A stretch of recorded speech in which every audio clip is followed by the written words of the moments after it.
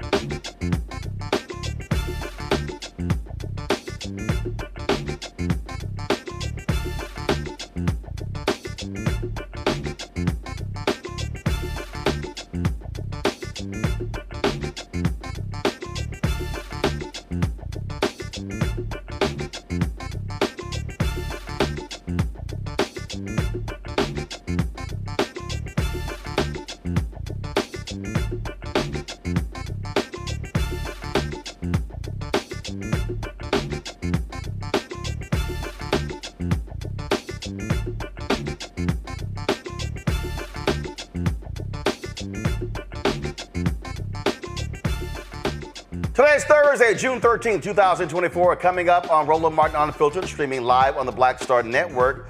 The Supreme Court will soon decide whether a local government can make it a crime to involuntarily live outside and unsheltered. This is going to have significant impact on the homeless. Black mayors have been focused on this. We'll talk with the president, the African American Mayors Association, the mayor of Montgomery, Alabama. An Oklahoma judge finds a black Tulsa lieutenant did not cover up a shooting. We'll talk to that officer, Marcus Harper, who was acquitted today. President Joe Biden faces the first lawsuit over the new asylum crackdown at the border. The Supreme Court rejected a challenge targeting the availability of the abortion pill. Vice President Kamala Harris talked about the ruling. A DOJ investigation finds that the city of Phoenix and its police department practices brutality and racial bias. Also, this weekend, there's an equity march in D.C. We'll talk to one of the organizers who says the march is to get the president's attention. The Annie E. Casey Foundation's 2024 Kids Court Report, Count Report highlights why some kids struggle at school. We'll be talking to one of their executives. Also, fan-based creator Isaac Hayes will be here to update us on the latest raise and also what they are doing differently for black content creators. Donald Trump craps on Milwaukee. Black folks, y'all might want to remember that when it's time to vote. It's time to bring the funk. Roland Martin Unfiltered on the Black Star Network. Let's go. He's got it. Whatever the miss, he's on it. Whatever it is, he's got the scoop, the fact, the find. And when it breaks, he's right on time and it's rolling. Best believe he's knowing. Putting it down from sports to news to politics. With entertainment just for kicks, he's rolling. It's on go, roll, y'all. It's Roland Martin, yeah. Rolling with Roland now. He's funk, he's fresh, he's real, the best, you know he's Roland Martin now.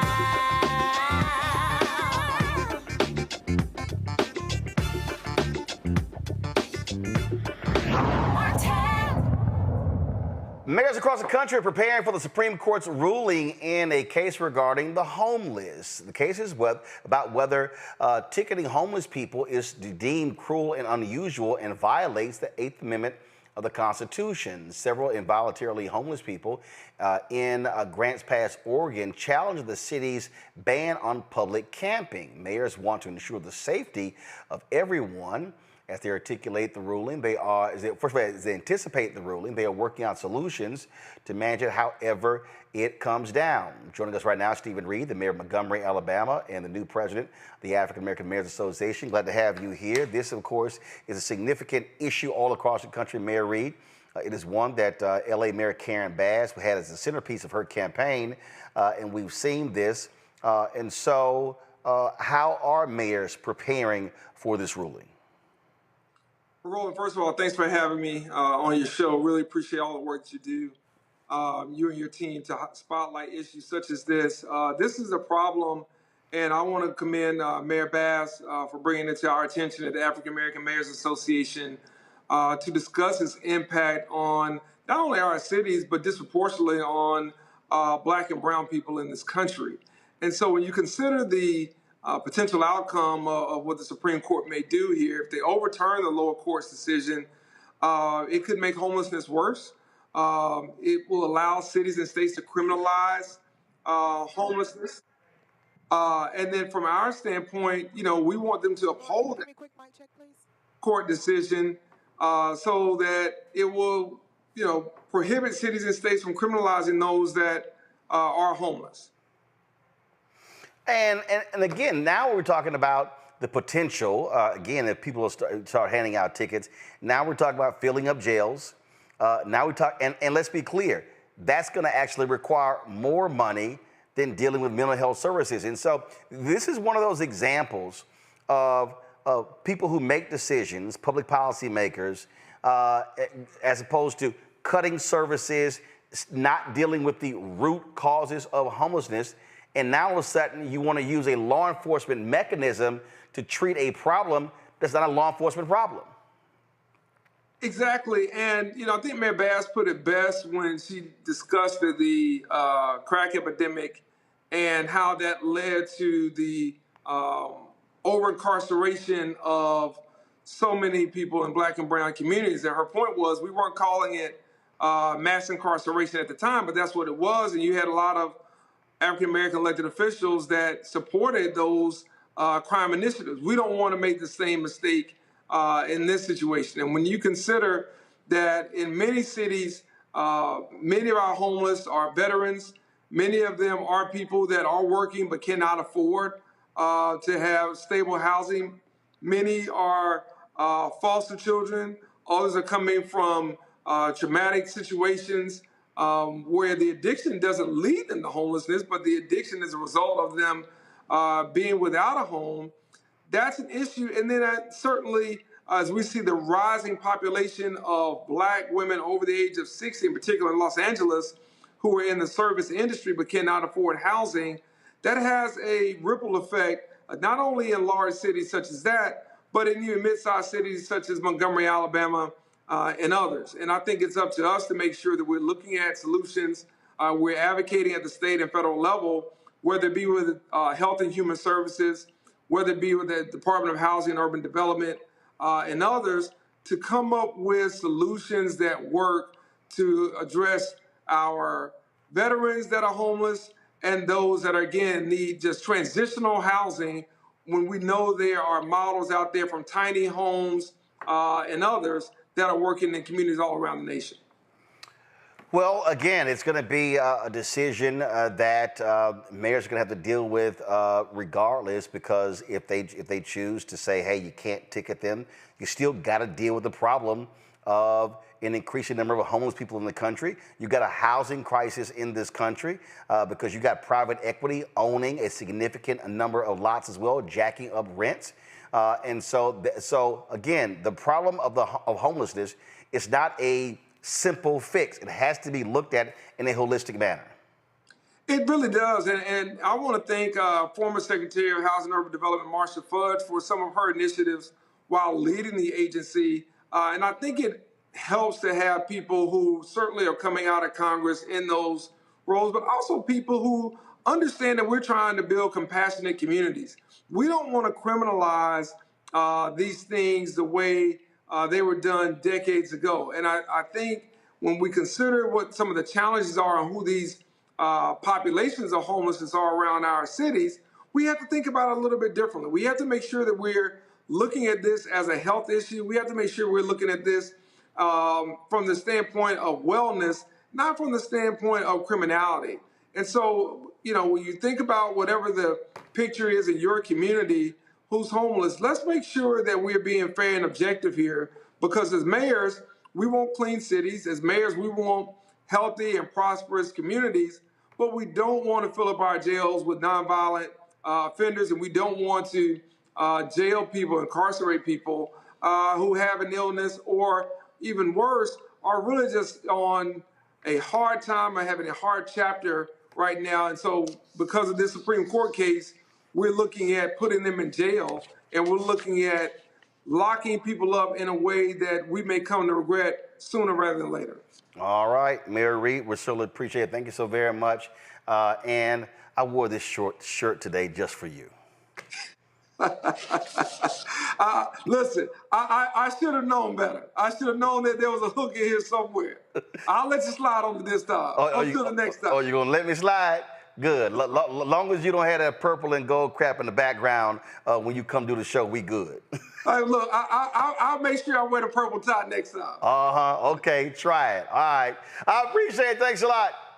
Always. Thank you. All right, my panel here, Reese Colbert, host of the Reese Colbert Show on Sirius XM Radio out of D.C., Dr. Greg Carr, Department of Afro-American Studies, Howard University, also host of the Black Table on the Black Star Network out of D.C., Long Victoria Burke, Black Press USA out of Arlington, Virginia. The reality here, Greg, is that this decision is still going to force folks to have to deal with the problem of homelessness in this country. And what we've seen is federal lawmakers and state lawmakers just keep kicking the can down the road, forcing this on local folks. Then they want to complain about the problem when you have to address, again, who's homeless, significant number of veterans, folk with mental illness. So, but then if you don't want to provide any mental resources to folks, then how are you going to deal with the mental illness problem? And so this is what this country is all about. We whine about one thing, but don't want to confront the lack of a social safety net to deal with folk who are trapped in this issue. That's absolutely right. And it's very important to understand. This is a useful moment, I think, to make a distinction between those who will call themselves progressives or even liberals and those who would consider themselves to have a left politics.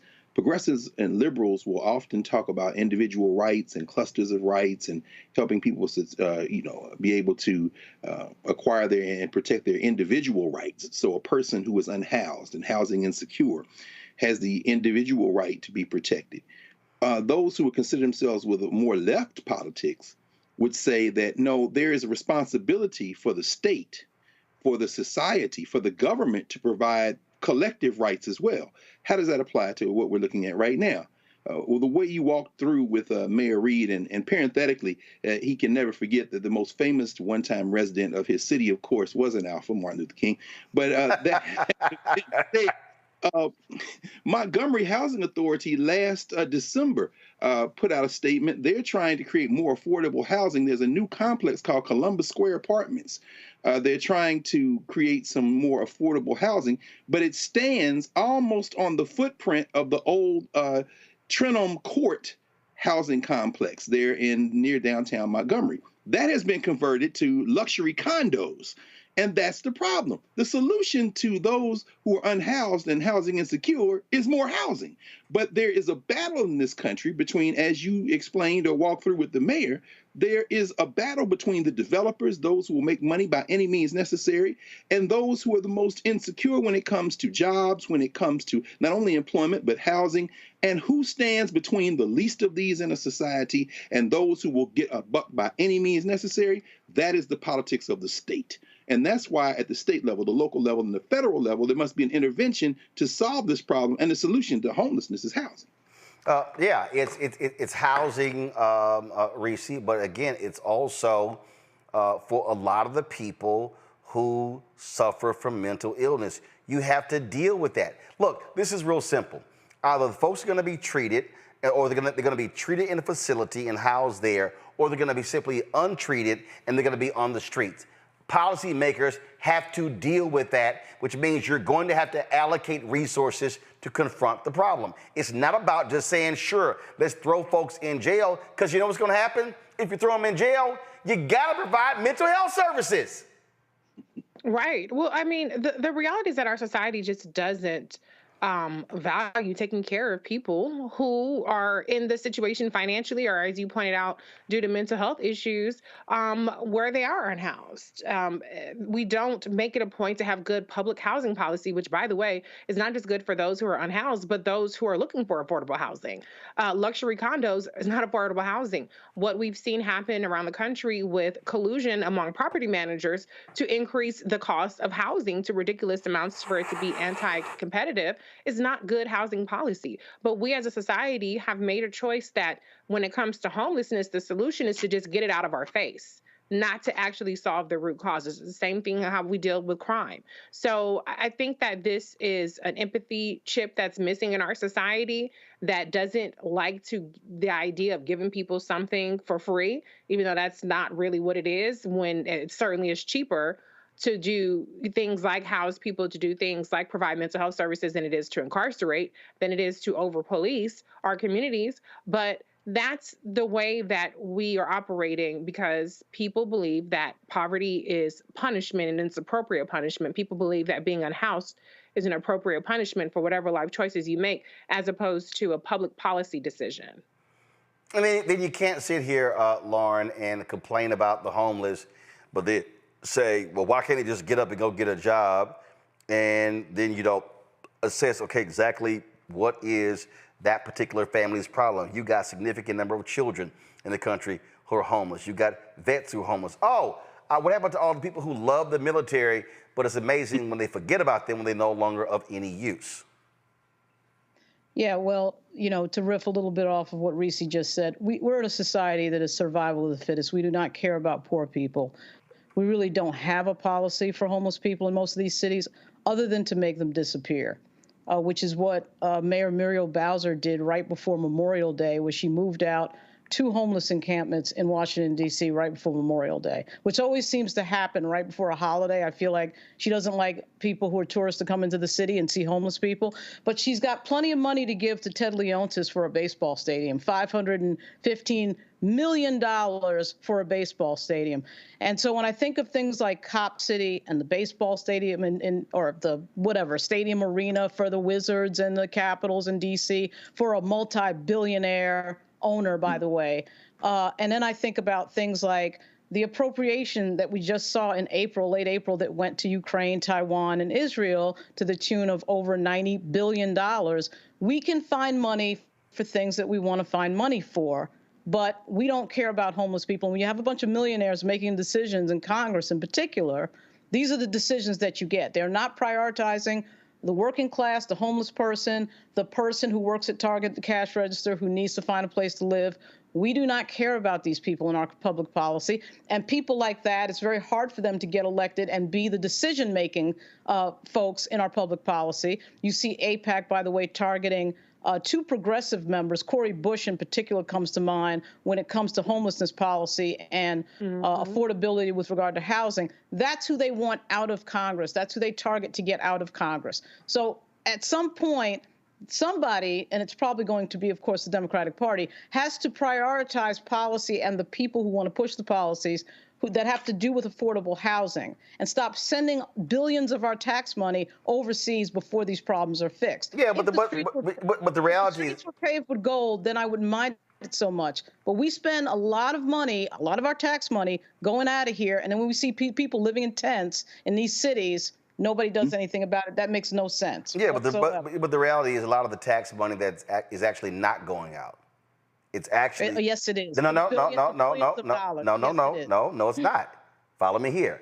A lot of those tax dollars are actually staying in, but they're going to defense contractors. So when you look at literally 75 to 80% of the money to Ukraine, it's actually not even going to Ukraine, it's staying in. So what we have to deal with is also the military-industrial complex, which, and remember, in every single congressional district in the country, there's a military contractor, and they did that for a reason. So again, the problem, the fundamental issue that we have in the country is that first of all, when you talk about, let's just say you're moved federal, even if you deal with state, you have folks like Governor Greg Abbott in Texas who will whine and complain about, oh, after every shooting, it's a mental health problem, but then they cut mental health services. And so we complain about the thing that drives me crazy in this country is that the mentality that we have is we really only confront problems when they explode. When they explode, that's what we do. We don't actually, I can't think of many proactive policies that we do. We wait till stuff explodes. We wait till it is a mass emergency, and then all of a sudden, oh my God, we got to figure this thing out. When it comes to the homeless, this has been a growing problem. I've walked through on this show numerous times the housing problem that we have in this country, which was precipitated in the previous decade. It's now continued. The cuts when it comes to mental health, that's because, in the 1970s, you actually had community health centers in cities and counties. Then they started slashing a lot of those community health centers, and so all of a sudden, folk didn't have any places to go. Now we have to turn schools into community health centers, and they can't even educate because we're trying to do everything there as well. And so policymakers, and that goes back to Reagan being president, that goes back to many Republican leaders in states as well, slash, oh, big government, but then want to complain about the problems in these issues. And so, to your point, you can't whine and complain about walking past a homeless encampment if you don't want to deal with how is there a homeless encampment. And that's the problem. In this country, we don't want to deal with the how and the why. What we want is for the stuff to disappear so people can have a wonderful, nice time. And as you say, go to ball games and stuff along those lines. And yeah, we'll give a multi-billionaire, and there are other billionaires who are also owners of the team, lots of money for a stadium, but then go, yeah, we don't know what we're gonna do about homeless folks and mental health. This is why I keep saying to folks, if you got a problem with public policy, then you have a problem with the politicians who do nothing about it. And the only way you change one, or actually the only way you change both, is you have to change one or the other to get it done. And it only happens by doing this here. So people also have got to stop complaining about problems and saying, oh, how we need solutions, and begin to say, we got to put people in place who will actually be the change makers, which means that we got to stop having look, everybody else, they're going to do whatever. I'm talking to black people. We got to stop having 18, 20, 24, 25, 30% turnout and voting our numbers to get rid of politicians in order to change the policy to confront the problems. But that requires some work. Going to a break, we'll be right back. Clarence Thomas, talk about lap dancing for dollars. This is literally the most corrupt Supreme Court justice in American history. We'll tell you the latest how this man has been bought off by billionaires. Next on Roland Martin Unfiltered on the Black Star Network. Hello, my brothers and sisters. This is Bishop William J. Barber II, co-chair of the Poor People's Campaign, a national call for moral revival, and president of Repairs of the Breach. And I'm calling on you to get everybody you know to join us on Saturday, June 29th at 10 o'clock a.m. in Washington, D.C. on Pennsylvania and 3rd for the mass Poor People's Low-Wage Workers Assembly and Moral March on Washington and to the polls, and the post effort to reach 15 million poor and low-wage infrequent voters who, if they vote, can change the outcome of our politics in this country. Our goal is to center the desires and the political policy agenda of poor and low-wage persons, along with moral religious leaders and advocates. Too often, Poor and low-wage people are not talked about, even though in this country today there are 135 million poor and low-wage persons. There's not a state in this country now where poor and low-wage persons do not make up at least 30% of the electorate. It is time that the issues of poor and low-wage people be at the center of our politics. Living wages, health care, things that matter in the everyday lives. We will no longer allow poverty to be the fourth leading cause of death in this country. We must let our voices be heard. Join us. Go to our website, www.poorpeoplescampaign.org. RSVP. Get others to come. Get a bus, get a van, get on the train. Come and let our voices be heard and our votes be felt. Lift from the bottom so that everybody rises.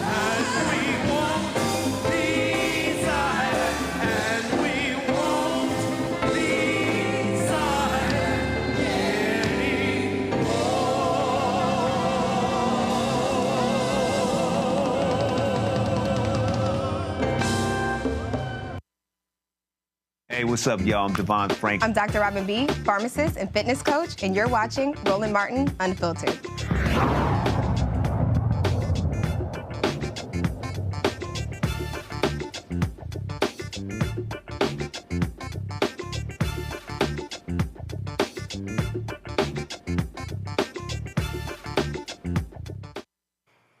How many times will Clarence Thomas get flued out? ProPublica has been reporting consistently on how corrupt Clarence Thomas is. Check this out. Here we go to my iPad. Harlan Crow, the billionaire, provided Clarence Thomas at least 3 previously undisclosed private jet trips, Senate probe finds. In the story, this is what they say. Billionaire political donor Harlan Crow provided at least 3 undisclosed private jet trips to Clarence Thomas in recent years. An investigation by the Senate Judiciary Committee, Democrats have found. The flights, which were detailed by Crow's lawyer in response to inquiries from the committee, took the justice to destinations including the region near Glacier National Park in Montana and Thomas's hometown in Georgia. Now, ProPublica, they're the ones who launched an investigation into numerous undisclosed gifts that the billionaire Harlan Crow has given Clarence Thomas, including private school tuition for a relative, luxury vacations virtually every year for more than 2 decades. They say right here, it's possible more revelations are yet to come. The office of the panel's chair, Senator Dick Durbin, said that a report detailing the full findings of committee Democrats' investigation will be released later in the summer. Reese, there is no reason in the world Democrats should not be making this thing bigger. They should not be playing games. They should be proposing a massive bill that confronts the lack of ethics in the United States Supreme Court. There are 3 branches of government: legislative, executive, and judicial. Legislative and executive, they have ethics rules. Supreme Court, they govern themselves. That is simply unacceptable.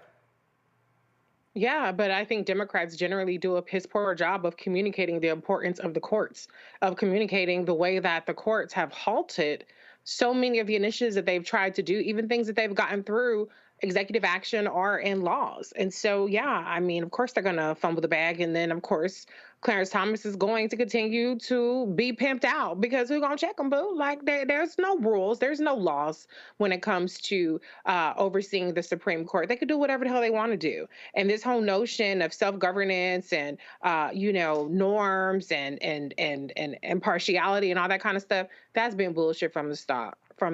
But now we're seeing with such a stacked conservative right-wing radical court just how insidious this is and exactly how there is no level playing field. There is no parity between defendants and plaintiffs in front of the Supreme Court. They have their agenda, they're going to enact it, and they're going to get rich while trying it. When I look at this chart here, Lauren, this was from the folks that fixed the court. I mean, literally, $4.8 million in gifts to Supreme Court justices in the last 19 years. Sam Alito got $170,000. Antonin Scalia got $210,000. The other 14 justices got $333,000. Clarence Thomas by himself got $4 million. This man is bought and paid for. I don't care who you are. You cannot deny one Supreme Court justice getting $4 million in gifts. Yeah, and also, I mean, it is amazing to me. We have rules for everybody. Members of Congress, judges on other levels, attorneys have certain rules of ethics. And yet the Supreme Court, the highest court in the country, has no rules for ethics or standards of ethics or anything else, apparently. Also, I really need the three justices, the three associate justices, Elena Kagan, Sonia Sotomayor, and of course, Ketanji Brown Jackson, to stop recusing themselves in cases. Stop recusing yourself from cases. I mean, these conservative judges don't recuse themselves from anything, no matter whether or not there's a conflict of interest or not. They don't follow any rules. And so why is everybody else following the rules while they do whatever the heck they want? And of course, Clarence Thomas is, of course, the worst example. He will continue to be. And when this report comes out, absolutely nothing will happen, because that's just the way it goes. Whether the Democrats message it or not, what's going to happen is the Chief Justice, John Roberts, is going to completely ignore what that information is, as he's been doing this entire time. There's no reason for him to change. And the only other group of people I can think of who just sort of get away with anything, and there's no rules and nobody even pretends that there are any rules, is actually journalists, because the First Amendment sort of allows you to sort of almost do almost anything. I mean, there are no standards, but the fact that there's no standards for the Supreme Court and there's standards for other judges and attorneys in the country makes absolutely no sense. I don't throw the word around corrupt loosely, but Harlan Crow wasn't your friend before you joined the Supreme Court. I mean, look, I understand if you grew up with somebody, went to college with somebody, and let's say after college you became friends with somebody and they did what they did and they became a billionaire. I totally get that. No, bruh. They were like, oh yeah, we can throw some gifts his way. We already know, it's on record where he complained about the salaries of Supreme Court justices, how he was desperate for money, how he wanted them to allow them to give more speeches and things along those lines. This is a man who is billionaires are subsidizing his lifestyle. They are paid for his mama's house. They are sitting here, they paid for his RV. They own him. He is one of 9 the most powerful people in the country. He is bought and paid for, and Democrats should be on his ass for being so corrupt, and they should have hauled John Roberts' ass down. Nah, that little letter, yeah, I'm not going to show up. No. Haul his ass down there, or have the guts to say, we're going to cut your funding off, because there's no explanation for one man getting $4 million and everybody else getting $330,000. He has no ethics, no morals, no values. He is straight up being pimped. He is prostituting himself for conservative billionaires. It's true. It is true. Unlike somebody like Jay-Z, who made his money by digging into the greatest pathologies and anti-black speech to make himself plenty of money so that he could earn the privilege of singing it or rapping at Tom Brady's birthday party, or going to Pennsylvania to lobby for siphoning off public dollars by the millions to help some anti-black billionaires and raid the public school coffers. At least Sean Carter earned his through the old-fashioned way, minstrelsy. In the case of Clarence Thomas, Clarence Thomas is exactly what you said, Roland, and it's very interesting in this particular context because not only is he completely owned by Harlan Crow and his friends, and like I said, there's nothing more pathetic than to see a Negro who has been bought by some folks who you know are talking about him as soon as he leaves earshot, perhaps even with his wife. But Harlan Crow paid for these trips, and the documents that you referred to that were given to Dick Durbin and the Senate Judiciary Committee only cover 7 years, and they were turned over by Crow in exchange for a promise from the committee not to ask for any more documents. So you can imagine if you had all the documents, what we would see from this wholly owned subsidiary. And as far as the policy making goes, as you and Reese were talking about what Democrats can and can't do, well, we know that last summer, Sheldon Whitehouse wrote some legislation, this ethics bill, that the Republicans killed yesterday. And of course, Little Lynn Graham, in responding to why the Republicans would not sign on to legislation which should be a no-brainer to say that there should be some ethics rules in place for the Supreme Court, he accused the Democrats on the Senate Judiciary Committee of engaging in ideological warfare and just mad because they don't like the ideology of the court. Well, Little Lynn, you're right. What people don't like is purebred corruption.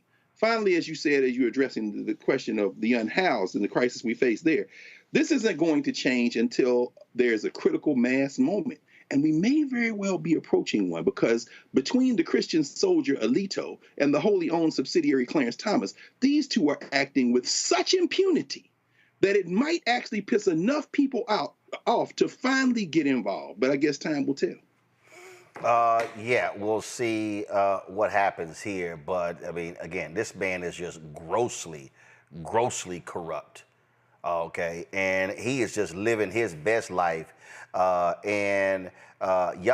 can't talk about gold diggers. Y'all can't complain about no woman being a gold digger, because if you look up gold digger in the dictionary, it's gonna be a photo of smiling ass Clarence Thomas who's sitting here saying, "I will shake it for dollars." And that's the fact. He is bought and paid for, and you damn right I'm using this language on purpose, because there is no way you can explain $4 million in gifts. There's no way you can explain, oh, my bad, I forgot to list those trips. Let me sit here and let me add those to I'm sorry, I didn't understand the documentation for my wife. But your ass making decisions in complex legal cases, but you don't understand some basic ass income reporting standards? Really? Really? Absolutely. He is a legal thought. Ooh. That's what he is. And he has no business being on the damn Supreme Court, because he's corrupt. We come back. We're going to talk about a case out of Oklahoma. A brother was found not guilty today. They sure were going after this brother on the police force, because they don't want black cops who stand up for black folks. We'll talk to him next. I'm Roland Martin Unfiltered on the Black Star Network. Support us in what we do, y'all. Be sure to join the Bring the Funk fan club. Your dollars make it possible to do the work that we do. You can join the Bring the Funk fan club by, of course, sending your check and money orders. P.O. Box 57196, Washington, D.C. 20037-0196. Cash App, $RM Unfiltered. PayPal, R Martin Unfiltered. Venmo is RM Unfiltered. Zelle, Roland at RolandSMartin.com, Roland at RolandMartinUnfiltered.com. Be sure to download the Black Star Network app, Apple phone, Android phone, Apple TV, Android TV, Roku, Amazon Fire TV, Xbox One, Samsung Smart TV. We'll be right back.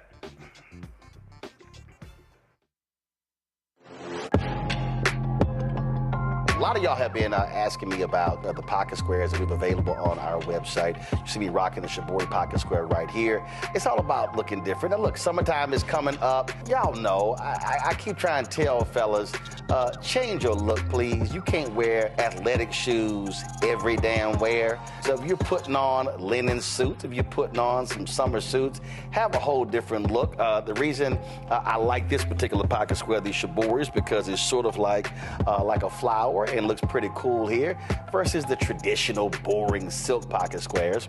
But also I like being a little different as well. So this is why we have these custom-made feather pocket squares on the website as well. My sister actually designed these after a few years ago. I was in this battle with Steve Harvey at Essence, and I saw this at a St. Jude fundraiser. I saw this feather pocket square, and I said, well, I got some ideas. So I hit her, and she sent me about 30 different ones. And so this completely changes your look. Now, some of you men out there, I had some dudes say, oh man, I can't wear that. well, if you ain't got swagger, that's not my problem. But if you're looking for something different to spruce up your look, fellas, ladies, if y'all looking to get your man a good gift, I've run into brothers all across the country with the feather pocket squares saying, see, check mine out. And so it's always good to see them.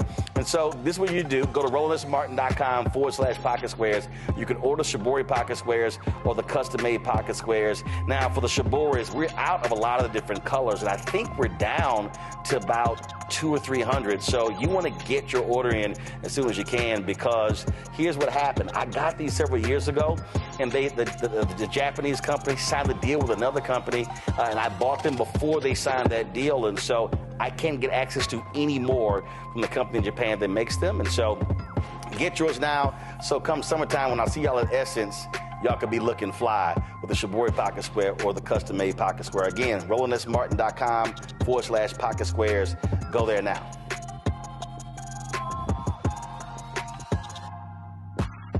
Me, Sherry Shepard, with Sammy Roman. I'm Dr. Robin B., pharmacist and fitness coach, and you're watching Roland Martin Unfiltered.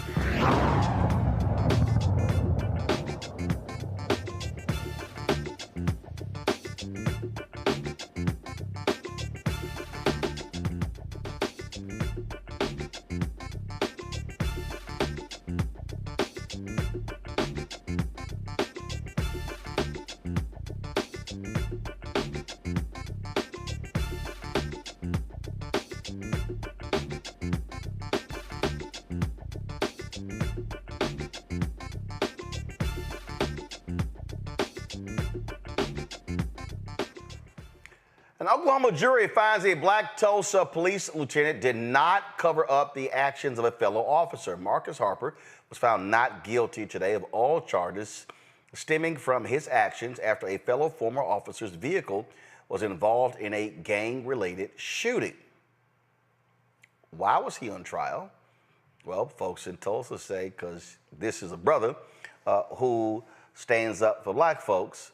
Marcus Harper joins us right now. Marcus, glad to have you on the show. Let's see, do we have Marcus there? I'm right here, Roland. Okay, all right, glad to have you on the show. Although I don't know why you wore that tired shirt, but we gonna leave that alone. Yeah, you think I wasn't gonna say nothing? So, one, you got to feel good being acquitted of these charges. Man, yeah, but I tell you, Roland, I'm exhausted. I'm exhausted. I'm exhausted physically. I'm exhausted mentally. This has been almost 4 years in the making. And I tell you, even though this burden has been lifted off of my shoulders right now, man, it feels like it's still on me, you know? So what really went on here? And did you have support from police unions and others? It seems like you were fighting this battle on your own. Well, you know, Roland, it's odd, you know. I had people that supported me. I had fellow officers that would support me. You know, the union actually did. You know, the FOP actually did support me. The Tulsa Black Officers Coalition supported me. But in a situation like this, when an administration is used to running roughshod, that's the best way to describe it. And people see what happens, you know, when you stand up and you speak out, because that comes with a price. And nobody wants to be next. Nobody wants to be next. Now, this is a report from one of the television stations in Tulsa. They said that that LaToya Dyke was fired from the Tulsa Police Department, pled guilty to a separate crime of illegally buying her boyfriend a gun. You've been on leave. You can go to my iPad, Henry. You've been on leave for 4 years. Yeah, and I mean, my goodness. I mean, that's a very, very long time to be on leave and having your future hanging in the balance. Yeah, it is. That's a very long time. But, you know, what I tried to do along the way, you know, was trust the process, look at it like everything is necessary, and just kind of took it just one day at a time. You know, taking it one day at a time and staying prayed up and friends praying for me. What ends up happening is that one day turns to 3 days, that 3 days turns to 3 months, 3 months turns to 9 months, and next thing you know, here we are. And I get a chance to tell my story in the courtroom. I actually testified today at 9:30 and was acquitted of all charges by 11:30. I mean, in looking at this story right here, it says he was charged with helping a fellow officer and friend, Latoya Dice, of concealing evidence after her car was involved in a shooting. Dice testified she loaned her car to her boyfriend's brother, who then got into a shootout near 61st and Peoria, and Dice's car had bullet holes. Dice called Harper for help. He showed up in a police uniform, examined the evidence, interviewed those involved in the shooting, then left and never called the police or made a report. And you said point blank, no, I committed no crime. You testified that you didn't know what happened when Dice called him, and she didn't tell Harper the true story. Harper said he told Dice to call police immediately and told Dice's friends to tell the police the truth. Harper said he never looked inside Dice's car for any evidence, went to work, and then told his boss about it the next day. Then the judge ruled that there was no evidence that you covered up a crime. The fact that they've been coming after you for 4 years, I mean, to see how quickly this decision came down, you got to ask, how in the hell were you waiting for 4 years on this? Well, let me back it up for you just a little bit. When this investigation first started, the federal government actually was in charge of the investigation. That started in September of 2020. March of 2021, there was a federal grand jury impaneled, and I was the target of that federal grand jury. And as a result of that grand jury, I wasn't indicted. So I actually thought, hey, I'm going to get a phone call and I'm going to come back to work any day now. Because, you know, in the grand jury, there's only one side of the case that's put on, that's from the prosecution side. So you don't get a chance to go in and defend yourself if you're a target. But never got the phone call, Then I find out, you know, that my case has been stayed to the state attorney general for him to assign a district attorney somewhere in the state. So my case goes to Oklahoma County, which is the largest county in the state, and he kept the case for 3 months and said there was nothing there. Then it goes to Tulsa County, the county that the actual crime took place in, and he recused from the case. Then it goes to Rogers County, and Rogers County came up with these charges. So wait, hold up. Yeah, so it's in your main county, and they recuse themselves. But it goes to another county. That DA doesn't find anything. You don't get indicted by a federal grand jury. Right. Who the hell was shopping for DAs? You know, somebody at some point is going to have to answer that question. Because that's one of the things that I want to know. It's like, why was it necessary after I was cleared by a federal grand jury that now one of your rural counties can make this case? To my knowledge, something like this has never happened in the history of the police. In my time, in my nearly 3 decades on the police department, I've never seen this happen. To include, let me make myself clear, our federal corruption scandal that took place in 2010, where we had unindicted co-conspirators named in that investigation, but their cases weren't sent to the state attorney general's office. And you can say there was a different administration, you can say this, you can say that, but man, the rules are the same, the laws are the same. I've never at once been asked to be treated differently.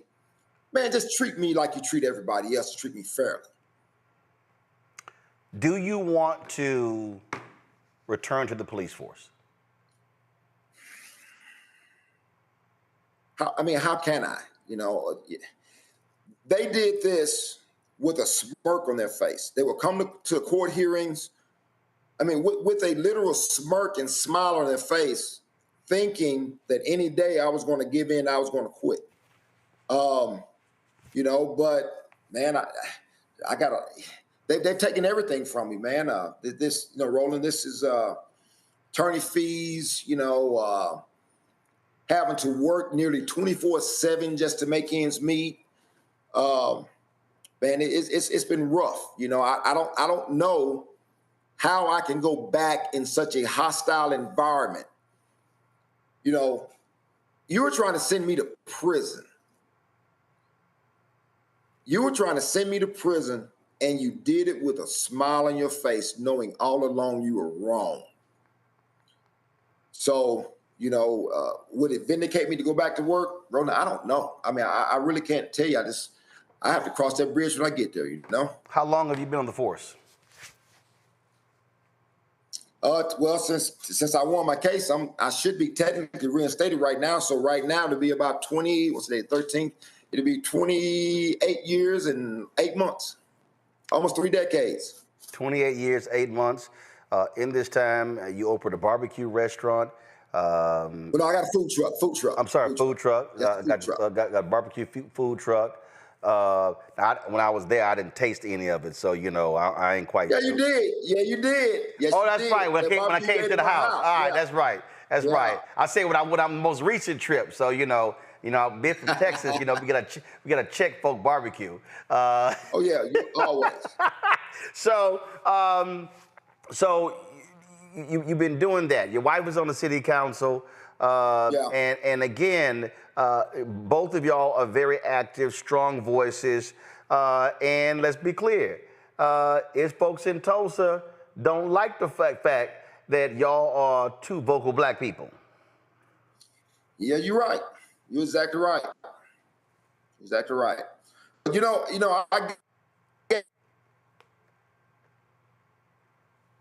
I think you froze there. Surprising. Actually, hold on 1 second. Start that over again because your video froze. Go ahead. All right. Okay. So, what's amazing is all the support that I got from people that don't look like me. We don't share the same complexion, but we share the same fight for justice. And the people that had my back and that supported me, that helped me along the way. Man, I have an amazing, I'm gonna call it amazing village. My tribe was a little bit stronger than your tribe, and that's the attitude I have because people helped me along the way, and I will forever be appreciative of that, but one thing I realize is that, when you speak out, it comes with a price. It comes with a price for sure. If you don't go back to the force, what you gonna do? Man, I'm going to enjoy the rest of my life. That's what I'm going to do. I'm going to live day by day and just enjoy it and just trust the process. I feel like everything that has happened to me has been necessary. And my journey and my pain may be a lesson for somebody else, But, right now I intend on going back for a while because there's things that are owed to me. And I want those things that are owed to me.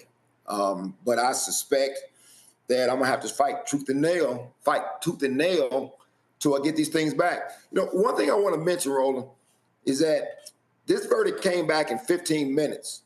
Wow. To me, it just wasn't a regular verdict.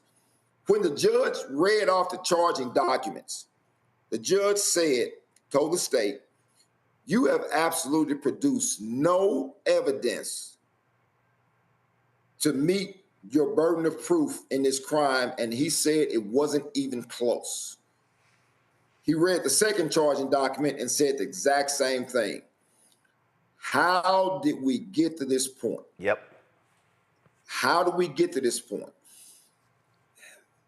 I don't know, man. It's just surreal. It's just surreal, and I just don't understand. I just don't see how something like this happened. Now, my co-defendant, in the case, he ended up taking a plea deal, and he did what was best for him.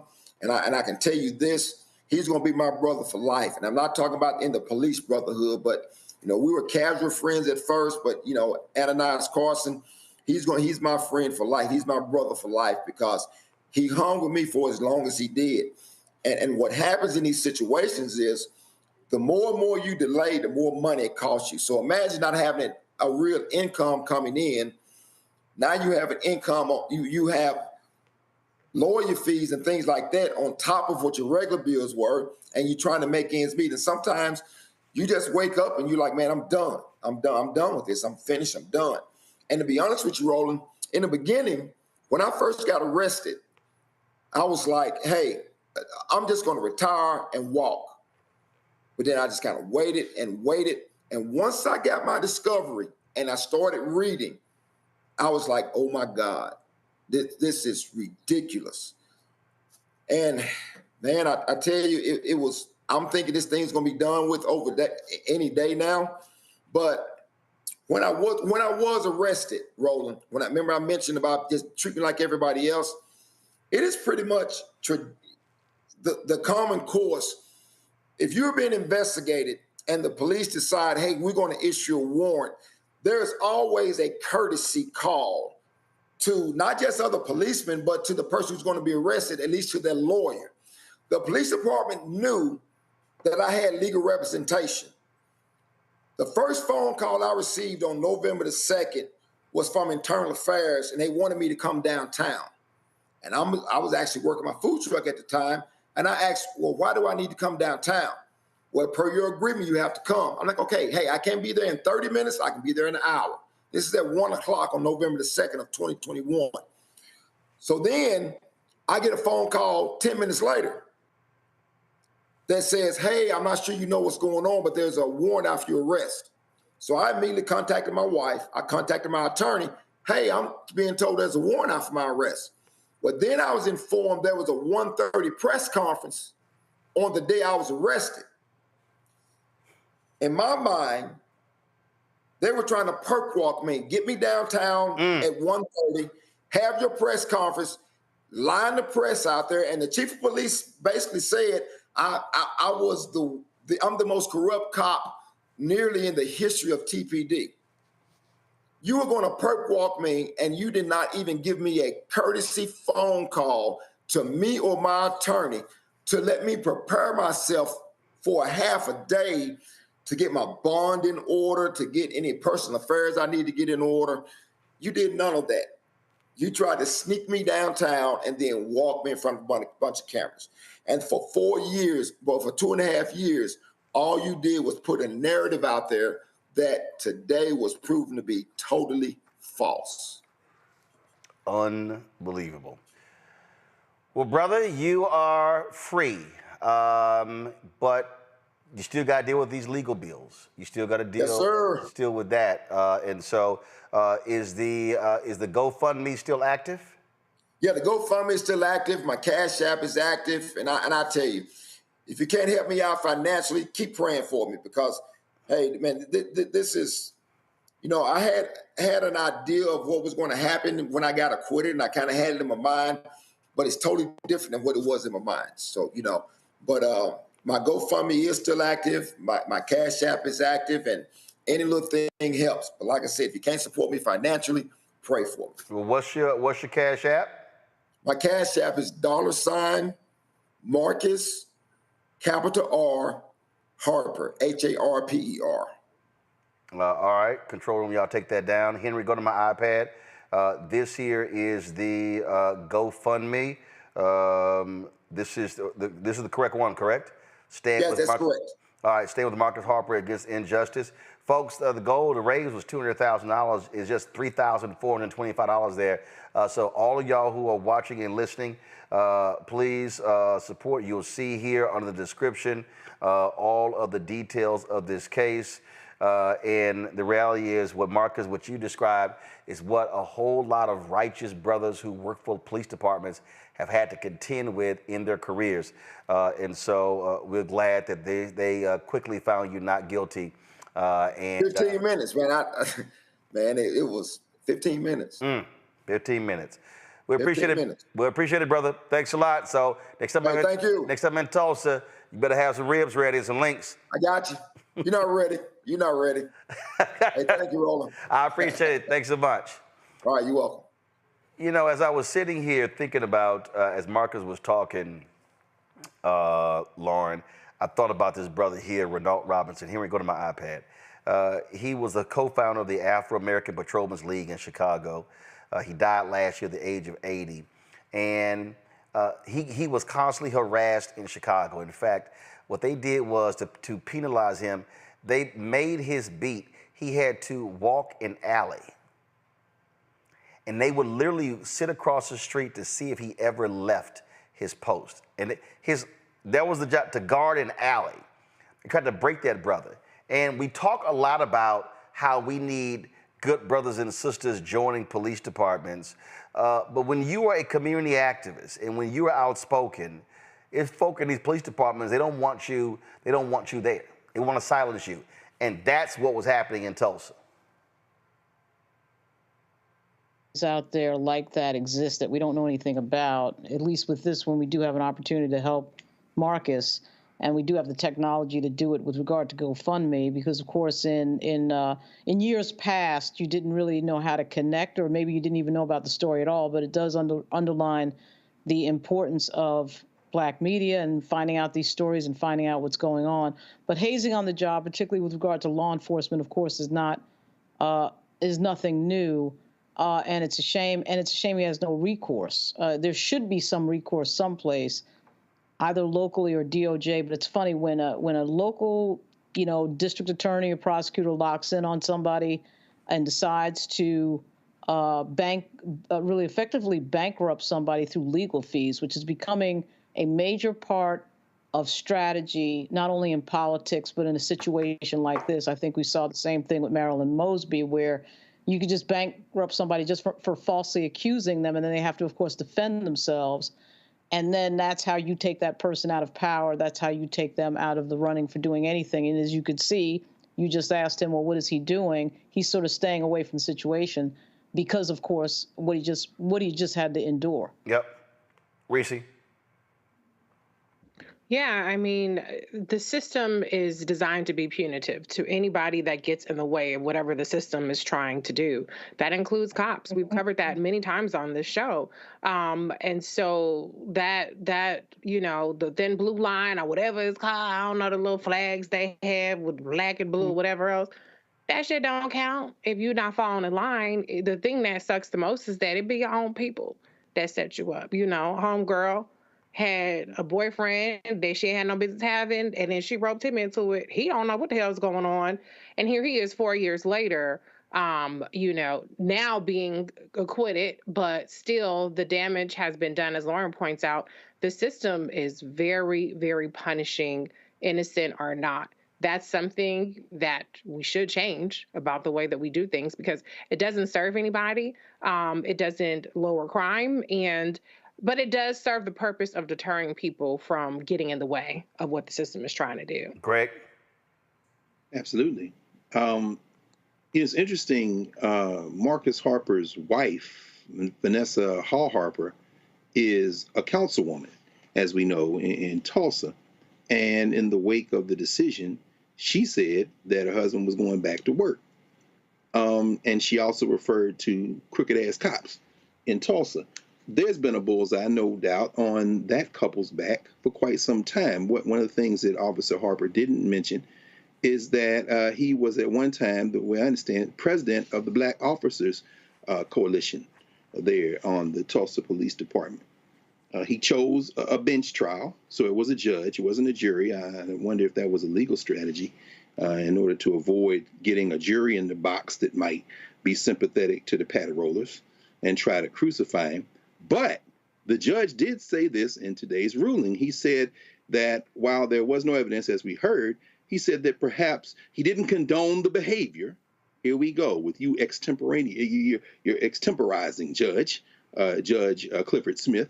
But he said, I don't condone his behavior, and there may be grounds for discipline or termination from the TPD, which is why he almost has to go back to work, because apparently they've opened an internal investigation at the Tulsa Police Department. And all these years, and now you have an active internal investigation. He has to go back to work, so that if they're going to jam him up and fire him, perhaps he can file a civil suit and recoup some of this money. But indeed, this is, as we've just heard, this is long-term intensive warfare. I don't know what kind of police officer that Marcus Harper was, I hope you know that he wasn't the type of person that would be in league with the pedal rollers. He doesn't seem to be. No, not the case. No, I wouldn't think so. But I mean, as I said, between him, his wife there in the city of Tulsa, which we know is one of the oases of racial justice in this country, they are engaged in long-term warfare. And hopefully he will go back. So if they're going to try to jam him up, he could take them back to court. And since he's been acquitted everywhere else, perhaps he can get some of this money back from the police department. All right, folks, hold tight 1 second. We come back. We're going to talk about education report that impacts our children. Also, Donald Trump craps all over Milwaukee, where Republicans will hold a national convention. Milwaukee's black mayor responds. We'll show you that. You're watching Roland Martin Unfiltered on the Black Star Network. Back in a moment. Next on the Black Table, a man Cornel West calls the greatest Democratic theorist of his generation. Adolph Reed joins us to talk about his eventful life and his book, The South, Jim Crow and its Afterlives. Somewhere between an electoral sweep or an out-and-out coup or putsch, I think the danger is quite real. Join us for the Black Table, only on the Black Star Network. Now streaming on the Black Star Network. If we look at all of the best mans, the movies, and then of course series on Peacock, why do you think it resonated so well? Well, I think it's a reflection of us. You know, I think it's a reflection of authentic black people, the way they see themselves. And in some instances, aspirationally so.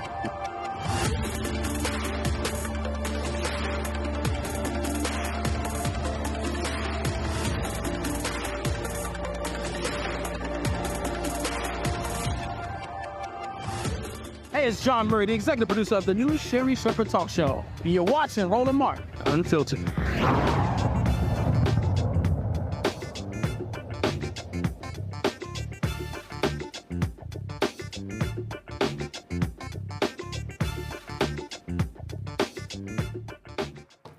The home life of a child has a direct impact on their school performance. The latest Kids Count data book from the Annie E. Casey Foundation found that persistent poverty undermines a child's chance of success at school.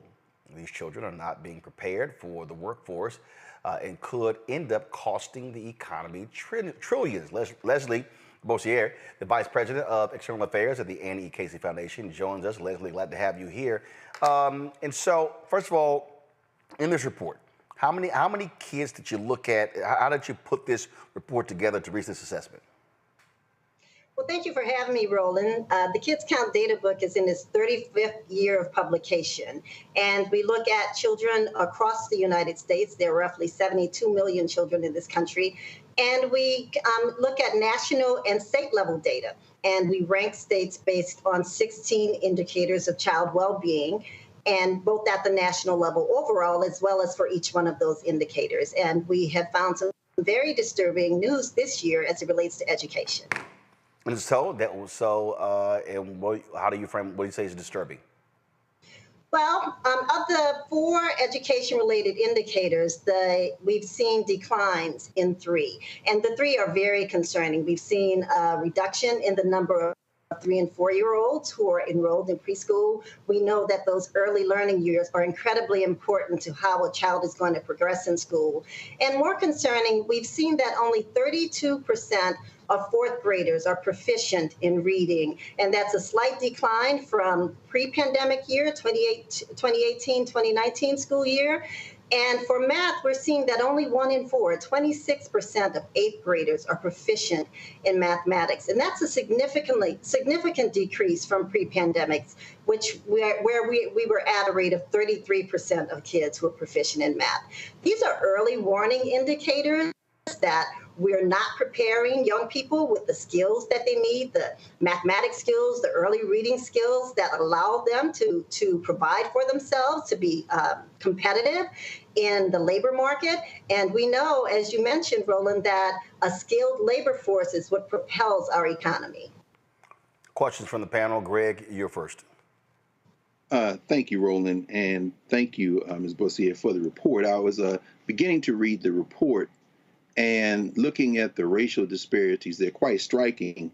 But, it was very interesting. And of course, as you're saying, the years of the pandemic certainly have had an impact. We would all think that, at least, if we couldn't back it up with the type of research that Casey has been doing. But I read an article in this morning's New York Times about the impact of social media. In fact, there's a term apparently that's being discussed among some psychologists and educational psychologists called brain rot. And they're concerned about the amount of time that young people in particular are spending on social media and how it is literally changing the way they read, the way they write. It's giving, and that's one of the words that they kept coming back to, it's giving brain rot. I wonder if your report has any factors in the impact of social media and the shifting technology on literacy and on education in general. Well, we know that social media and technology has some very, very positive effects on young people, and also, as you mentioned, some negative effects. There are a number of things that we found in the report that have a direct impact that the schools do have some control over. For example, chronic absence is higher than it was. It's 30% of kids, 15 million children are chronically absent. They miss more than 10% of the school year. That's compared to 16% before the pandemic. So there's clearly a lot that's happening because kids can't learn if they're not showing up in the classroom. We also found that there's an increase in traumatic experiences by kids. It's affecting their mental health, and it's affecting their willingness to go to school. So there are a number of things that we've researched that are at play or behind the drops in academic performance for students. Thank you. Reese? Thank you for being here. My question is about the increase in the child and teen death rate, mortality rate. What is behind that increase that you're seeing? Well, we know that last year, the U.S. Surgeon General declared a mental health crisis, particularly for young people. We're seeing suicide rates that are higher than we've seen in many, many years. And that's particularly true for Black kids and particularly for young Black men, as well as for young girls. The anxiety, the incidents in which young people are saying they experience anxiety on almost a daily basis is increasing. We didn't grow up in a time when there were active shooter drills in schools. I didn't grow up when there were active shooters in schools right there. And so the young people, the children, are in a very, very different environment. There's a tremendous amount of uncertainty. And all of that is affecting their overall well-being. And consequently, mental health conditions have worsened. Suicide or attempted suicides are higher than they've ever been before, than they have been in quite a long time. Lauren? So, Leslie, if you could change one thing about how kids are learning or not, what would that be? If you could wave a magic wand and change something, what would be your number one change? It's a complex issue. And one of the things the report talks about is how interrelated everything is. Kids who are poor, who lack transportation, kids who can't safely get to school, kids who are hungry are less likely to go to school and therefore to be absent, and therefore their academic performance suffers. We know that during the time of the pandemic, academic success worsened, right? So I guess if I had a magic wand, given where we are today, I would say let's invest in the things that we know work.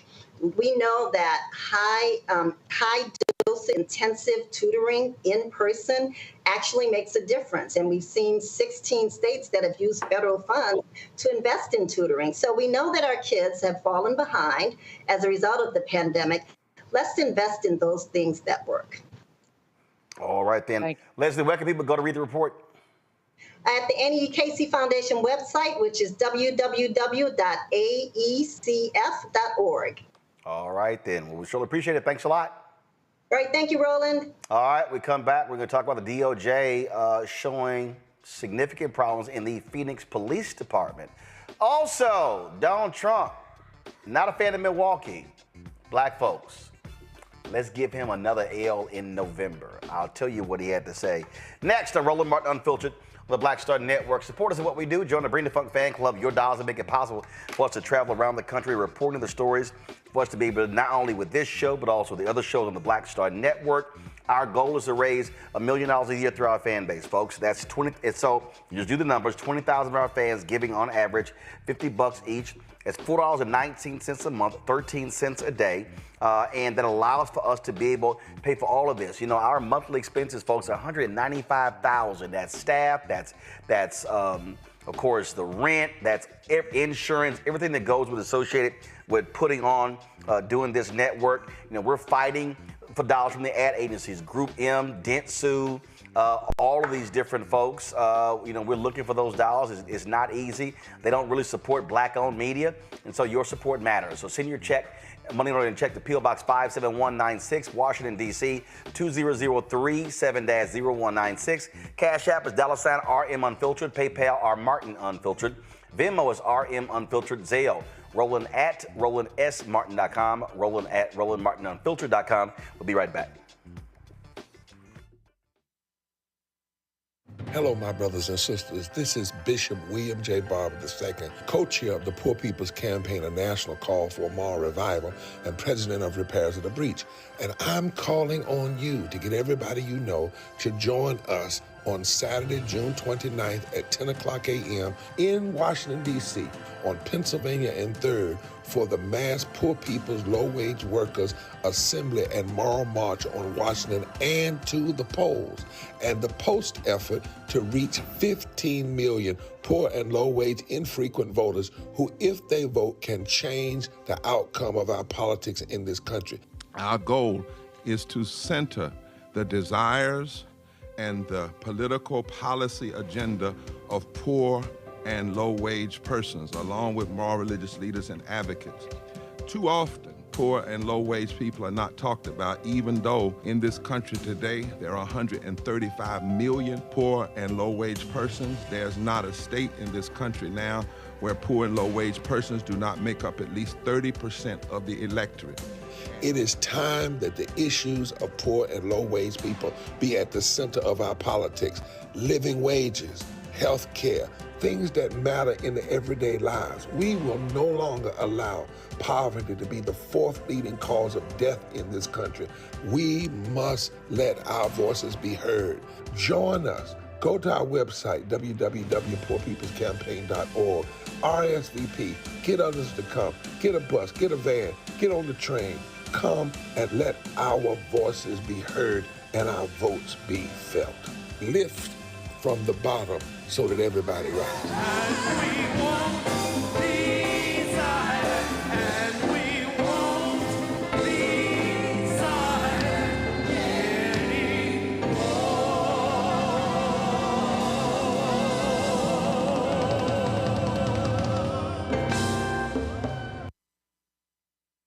What's up, everybody? It's your girl, Latasha from the A. And you're watching Roland Martin Unfiltered.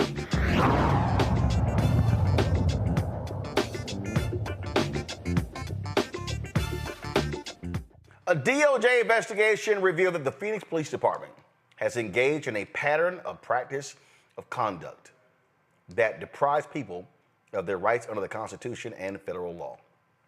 The probe found systemic problems in the department's policies, training, supervision, and accountability systems that have been perpetuated for years. Here's Assistant Attorney General, the DOJ for Civil Rights Division, Kristen Clark, explaining the violations. Based on a comprehensive review, we find that there is reasonable cause to believe that the police department and the city engage in a pattern or practice of conduct that violates the First, Fourth, and 14th Amendments of the U.S. Constitution. We have also identified violations of the Safe Streets Act, the Civil Rights Act of 1964, and the Americans with Disabilities Act. Specifically, we found that the Phoenix Police Department and the City of Phoenix engage in a pattern or practice of using excessive force, unlawfully detaining, ticketing, and arresting homeless people, discriminating against Black, Hispanic, and Indigenous people in its policing enforcement, violating the rights of people engaged in demonstrations and protests, and discriminating against people with behavioral health disabilities. First, we found that the Phoenix Police Department uses excessive force, often unreasonably escalating the level of force within the very first few minutes or even seconds of an encounter. This behavior includes improper use of tasers, projectiles, leg restraints, police dogs, and even deadly force, including guns and neck restraints and compression restraints. Officers also routinely delay medical aid. Second, we found that unhoused people in Phoenix have suffered a pattern of unconstitutional conduct. This finding is historic. This marks the first time that the Justice Department has found violations of the civil and constitutional rights of people who are homeless. Third, our investigation found that the police department discriminates against Black, Hispanic, and Native American people in its enforcement activities. Police officers have an obligation to enforce the law fairly and equally, but in Phoenix, officers are disproportionately targeting communities of color. Fifth, we found that the police department and the city discriminate against people with behavioral health disabilities, particularly when responding to calls for assistance. For example, 911 call takers too often fail to identify when callers have behavioral health issues and default to sending most of those calls to police officers. Finally, we found that the police department makes no concession for the particular vulnerabilities of children, instead treating them just the same as adults. The problematic tactics and unlawful conduct of Phoenix police can significantly harm children's physical and mental well-being. Not only does such conduct harm children, but it can contribute to fear and distrust of law enforcement by the next generation. I'm going to say it over and over and over again, Reese. Trump wins in November, you are not going to see a DOJ during investigations like that. Hell no, they're going to be too busy trying to prosecute people like Marilyn Mosby and Andrew Gillum and every other Black person they could round up and try to persecute. They had no interest whatsoever in these pattern and practices investigations. They had no interest whatsoever in enforcing consent decrees. Matter of fact, the convicted felon Donald Trump is running on giving police officers immunity to do whatever the hell that they want to do to people that they are encountering. We see Republican governors across the country who are putting in laws under the pretext of stopping immigration that give cops, again, immunity to stop people, arrest them, and do whatever they want to do with them under the guise of suspecting that they might be illegal immigrants to this country. And so anybody who thinks that enough hasn't been done on criminal justice reform, which is true, but it's also true because of the composition of Congress, is on crack if they think that things are going to get any better under Trump 2.0. And again, when we look at the differences between the two, there are people out there, Lauren, who say, hey, we didn't get criminal justice reform because the George Floyd Justice Act passed the House but not passed the Senate. But what you do have, though, is a very active Department of Justice Civil Rights Division that has been holding people accountable. And still, for the life of me, I don't understand why this administration does not champion what they're doing more. It's dumb to me. Yeah, we also see a serious decrease in violent crime as well, which for some reason the administration doesn't seem to be wanting to talk about as well. I think that, the Democrats, of course, are always wrapped around the axle with regard to the issue of policing and crime. They never want to be caught in that communications vortex of being called too soft on crime. It doesn't matter what the stats are for whatever reason. They just don't want to go there. And they want to play sort of this moderate position when it comes to policing and law enforcement, and always wanting to, tiptoe around, if mentioned at all, the race issue. They never want to mention the race issue. The only people in the Democratic Party that mention the race issue are usually Black Democrats that will bring it up. And when they bring it up, they're told to shut up by white Democrats. So that cycle just sort of goes on and on forever. And Joe Biden in particular has been, in his career, he has been a supporter of punitive justice reform policy. And that history is problematic because, of course, he was one of the authors of the Clinton crime bill of 1994. And so, you know, his administration, you would think he would be highlighting, as you just said, Roland, you would think he would be highlighting some of these things, particularly as we go into an election. And it worked for him. The coalition that he built 4 years ago to win over Donald Trump, leaning into issues like this, worked for him, which is another reason why I can't figure out why they're not doing it. But for some reason, in this cycle, they are not doing it. And it could be a very consequential mistake. Greg? Yeah, I agree. I mean, if you look at Project 2025, somewhere around the 560s in terms of page numbers, they go into an extensive conversation about how they're going to, quote unquote, reform the Department of Justice. You can bet in fact, you don't even have to speculate. Just read what was written in Project 2025, consistent with what we're all saying here about a second Trump administration. There's not going to be an Office of Civil Rights. They won't be. We saw what they did under the littlest rebel Jeff Sessions in the first Trump administration when it comes to consent decrees. It's very interesting in this Phoenix situation, fifth largest city in the country. We heard there Attorney General Clark talk about the disparities. A third of the misdemeanor arrests that they made and citations that they issued, over a third, were to the unhoused. Isn't it striking how the first story you led with tonight, Roland, ties back around to where we're dealing with again, which is protecting the least of these.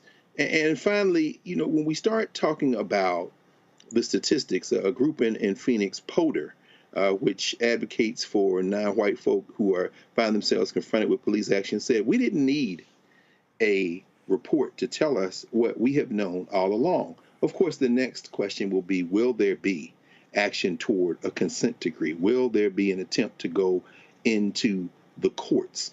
Maybe there'll be several dozen more judges confirmed by the end of this year, which is one of the reasons why perhaps Sheldon Whitehouse and Dick Durbin didn't push so hard about this SCOTUS ethics legislation they were trying to get forward. They want to get these judges confirmed, but you can bet your bottom dollar Trump gets back in again. All of these avenues toward using the law as a tool to try to get some equity, they're going to be shut off. You mentioned Project 2025, and so they have this initiative to combat anti-white racism.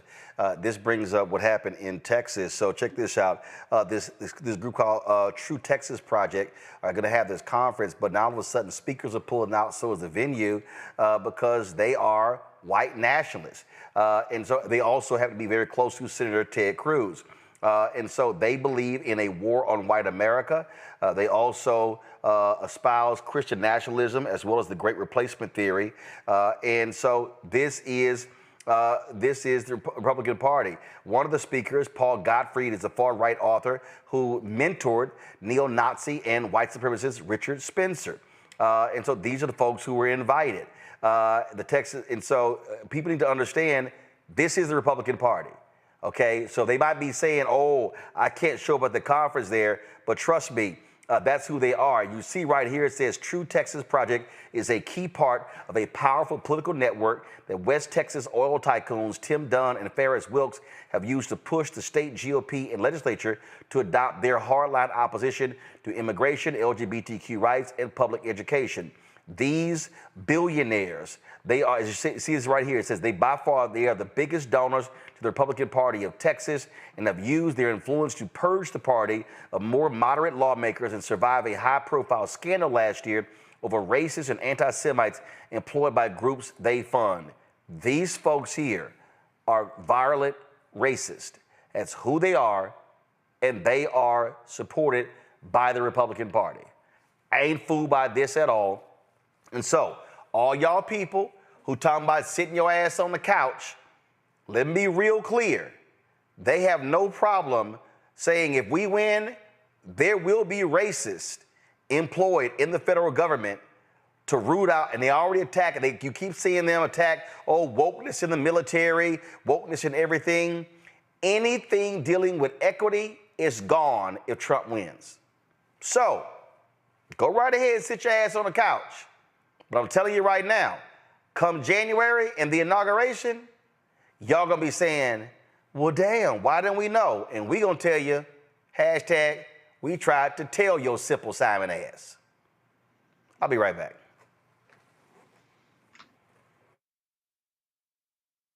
On the next Get Wealthy with me, Deborah Owens, America's Wealth Coach, Dexter Jenkins is a faith-based financial mentor with more than 20 years in the financial services industry. He's passionate about helping families build generational wealth. Even though I'm talking about things like prayer, I'm talking about things about reading the word, I'm talking about things like fellowship, I'm talking to members who are dealing with losing their houses, or I'm talking to members who, because of a lack of the handling their finances, they're working 2 and 3 jobs. And so what I'm finding is that they're not coming to church because they don't have a handle on their finances. We're talking how to get wealthy through faith and our finances on the next Get Wealthy right here, only on Black Star Network. Fanbase is pioneering a new era of social media for the creator economy. This next generation social media app with over 600,000 users is raising $17 million, and now is your chance to invest. For details on how to invest, visit startengine.com/fanbase or scan the QR code. Another way we're giving you the freedom to be you without limits. Bruce Smith, creator and executive producer of the Proud Family, Louder and Prouder, and you're watching Roland Martin Unfiltered.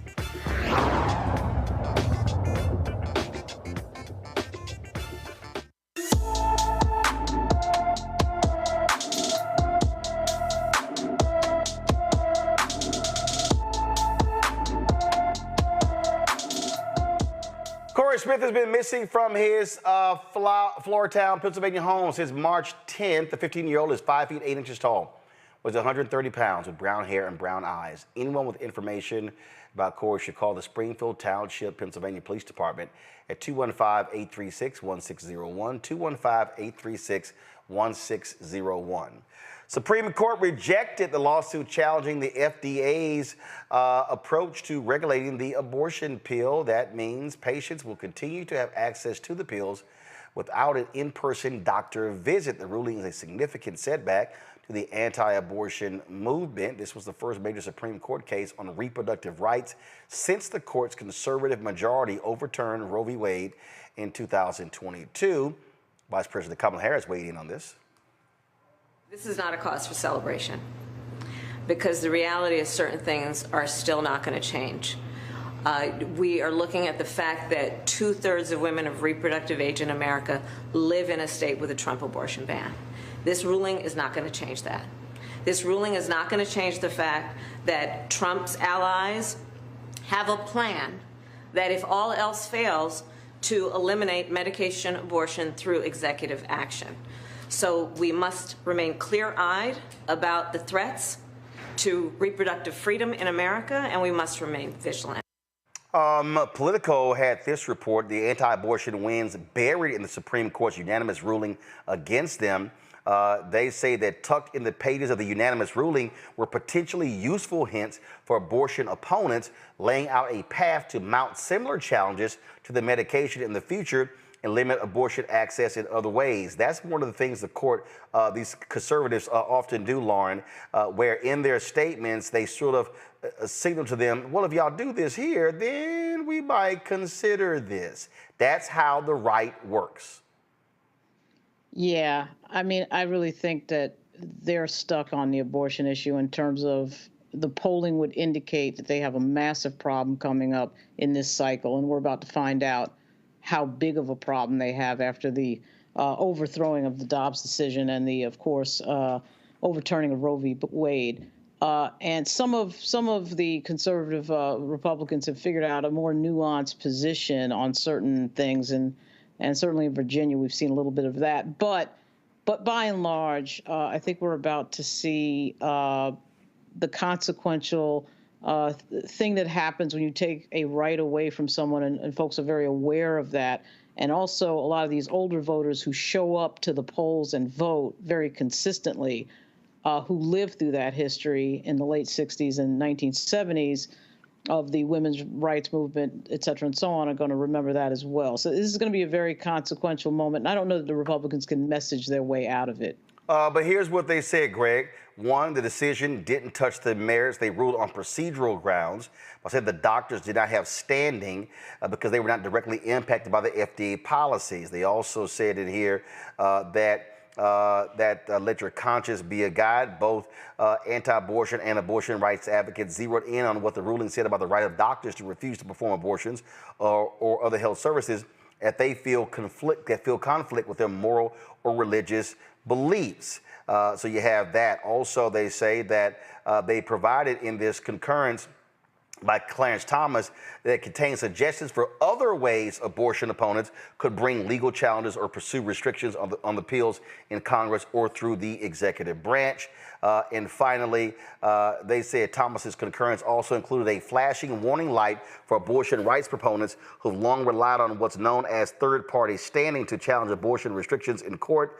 Thomas wrote using loaded language favored by the anti-abortion movement that the court's decision denying standing to the doctors in the Alliance for Hippocratic Medicine should cut both ways. Quote, just as abortionists lack standing to assert the rights of their clients, doctors who oppose abortion cannot vicariously assert the rights of their patients. Greg? That is exactly right. Everyone, please. In fact, you ought to clip that, Roland, and put it on that short attention span loop, either YouTube Shorts or TikTok, for people to understand. This is, again, why these elections are so important. These are federal judges. That's exactly right. That was the court's ruling today when you read Beer Kavanaugh's writing for everyone, except Clarence Thomas, who, as you said, concurred. I'll come back to that in a second. Understand that this isn't even the end of this case. At the district court level in Texas, that Matthew Kaczmarek allowed Idaho, Missouri, and Kansas in as plaintiff interveners, which means this could come back to the court. So this doesn't mean that it's over. You heard the Vice President of the United States. So that's one thing out of three. Secondly, look at Kavanaugh's opinion. Kavanaugh writes that the plaintiffs may present their concerns and objections to the president and the FDA in the regulatory process. Understand, as you just heard Roland say, as you said, Roland, this case was dismissed on procedural grounds, lack of standing, and the second issue being pursued was whether or not the FDA regs, which which lift the requirement that you have to have an in-person visit to get the medicine, and also extend up to 10 weeks to be able to get the medicine. Those are FDA regs.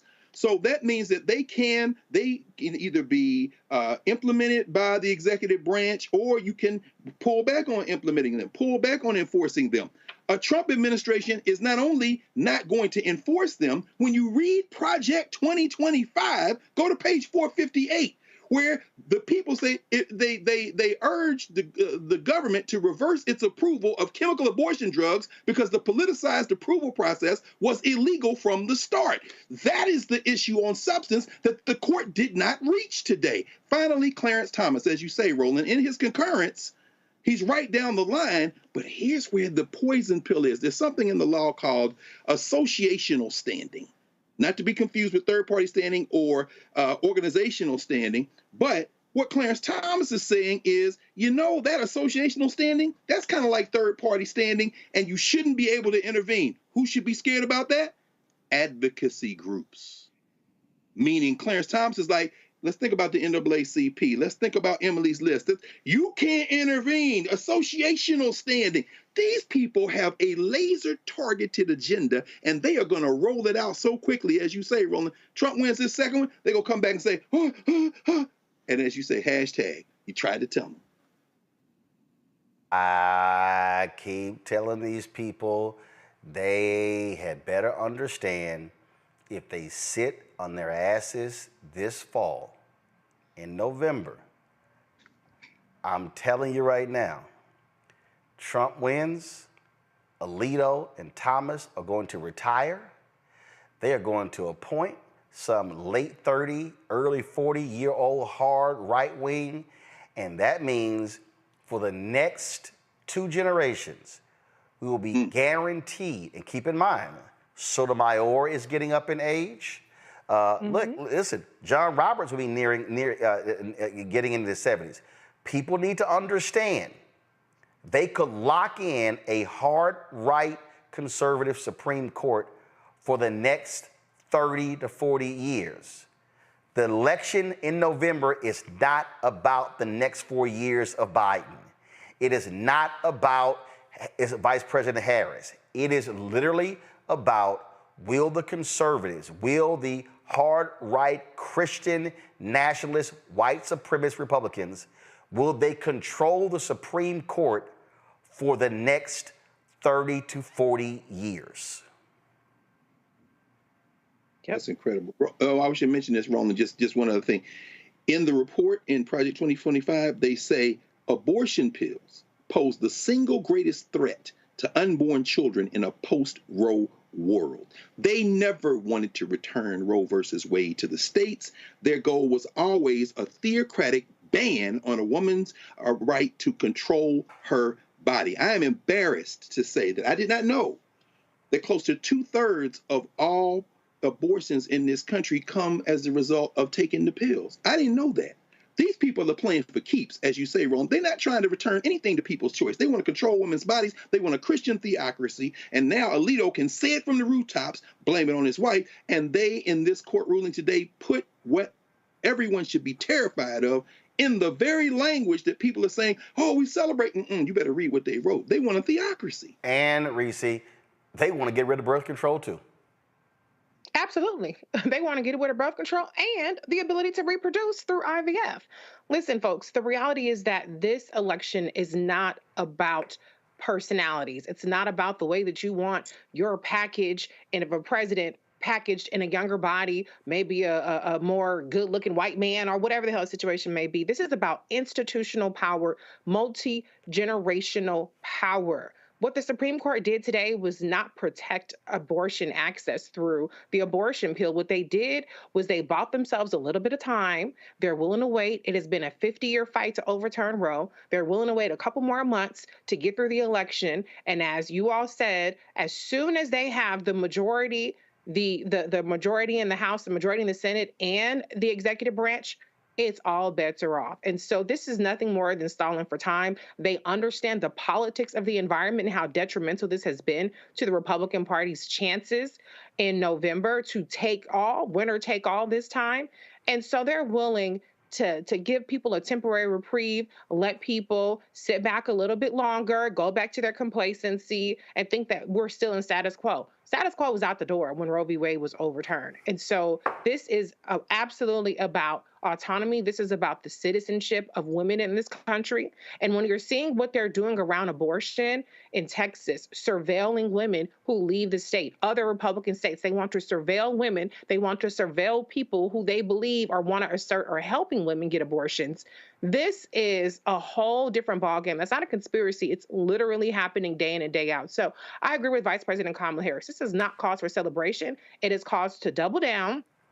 Put your big girl panties on, your big boy drawers on, and stop with the bullshit about who's too old or whatever the fuck the situation may be, and recognize that we are in a fight to save our citizenship or lose it. All right, folks. The first ever equity march will take place on Saturday right outside of our studios on Black Lives Matter Plaza. Black racial equity organizations are calling for a meeting with President Joe Biden ahead of the 2024 election to discuss racial equity and reparative justice legislation. UCLA professor of sociology and African American studies, Dr. Marcus Anthony Hunter, is one of the organizers and the executive director of United by Equity. He is also the author of Radical Reparations, Healing the Soul of a Nation. He joins us now. So first of all, when you talk about equity, okay, so for the march you're having, what does that mean? What specifically are you asking for? Yeah, first, shout out to you for holding it down for the culture and for Black people. Thank you for having me here. I also just want to say I saw you at Tulsa at the Legacy Fest. A shout out to Dr. Tiffany Crutcher. You held it down there as well, so just want to acknowledge that. Appreciate it. On the point about equity, I think first we know a lot of our history, and for those of us who do know it, and the parts that aren't banned just yet, is that a lot of our history has been around the issue of equality. But if we get down to the root word, you cannot spell equality without the word equity. Equity actually just builds equity for all equals equality. And what we've been talking a lot about is the positive stories across the nation, cities, towns, states, regions, and suburbs where issues of reparative justice and truth and racial healing have been happening. But the question is why hasn't the Biden-Harris administration been highlighting it, especially given we hear so many negative stories? And also, why has Congresswoman Barbara Lee, the highest ranking Black woman in the U.S. Congress, not been given a meeting with the president all of these years to discuss a pathway forward about reparative justice? So we are marching to demonstrate that there's a public will and appetite in this nation for a positive movement forward. And there's a slate of legislation before the Congress now, from book banning to voting rights to equity for all. Shout out to the Poor People's Campaign, Third Reconstruction, which Rep. Lee also is the primary for. So there's a suite of progressive legislation that hasn't seen the light of day, nor has there been a successful meeting yet with the members to talk about ways to have these things happen. Well, one of the reasons you haven't seen that become light of day because Republicans control the House. I think that's one angle, but I would also say that's on the kind of legislative point. But the executive branch also has this platform called the bully pulpit. We have not yet heard the name Breonna Taylor spoken from that platform just yet. We've listened to several State of the Unions where we know statistically, based on political science over many, many decades, that what is said at the State of the Union is not necessarily politically detrimental to outcomes or determinative of political outcomes. So the question becomes, why have we not heard her name? We know that if not for the loss of her life and Mr. Floyd and Ahmaud Arbery and so many other people, that there would not have been 72 plus million people voting for this administration. So why has that not been spoken? One second. When you say it hasn't been spoken, what specifically do you mean? Go to my iPad. This was a tweet that was posted on March 13, 2021. Breonna Taylor's death was a tragedy, a blow to her family, her community, and America. As we continue to mourn her, we must press ahead to pass meaningful police reform in Congress and remain committed to signing a landmark reform bill into law. That was President Biden. So when you say it hasn't been spoken, what do you mean? What I mean is using the bully pulpit more than just the tweet that you just shared when we were still in the Panini Panorama pandemic. I'm saying when there's a joint special session of Congress and you speak to members of that body and also including Supreme Court justices, we have not seen that come forward. And what I'm saying about that is not just about executive order, that's about executive action and also about encouraging the fourth state, the media, to do much of what you're doing, which is to cover stories like this. So that's part of what I'm getting at. We have not yet had a sustained media cycle about reparations, about reparative justice, or about equity. And even those of us who have been organizing around it, we've seen philanthropy dry up and move. You know, they're going somewhere else. And those $340 billion that McKinsey has counted that were public pledges around racial equity have not only not been spent, but that has been spent, it's been hidden. And many times it's just an internal expenditure. So what I'm saying is that, one, it's a positive story about places where Black people are not the dominant majority, where cities, towns, and states are doing reparative justice.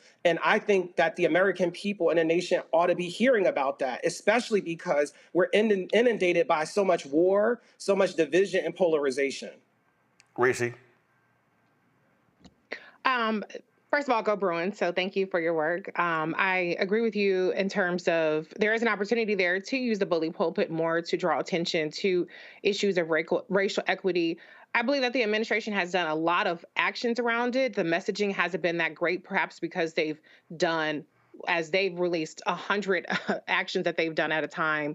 Vice President Kamala Harris invoked Breonna Taylor at the executive order that President Biden signed in 2022 around policing reform. But to your point, it's not a message that people have connected the dots of what they're doing around a variety of racial equity causes.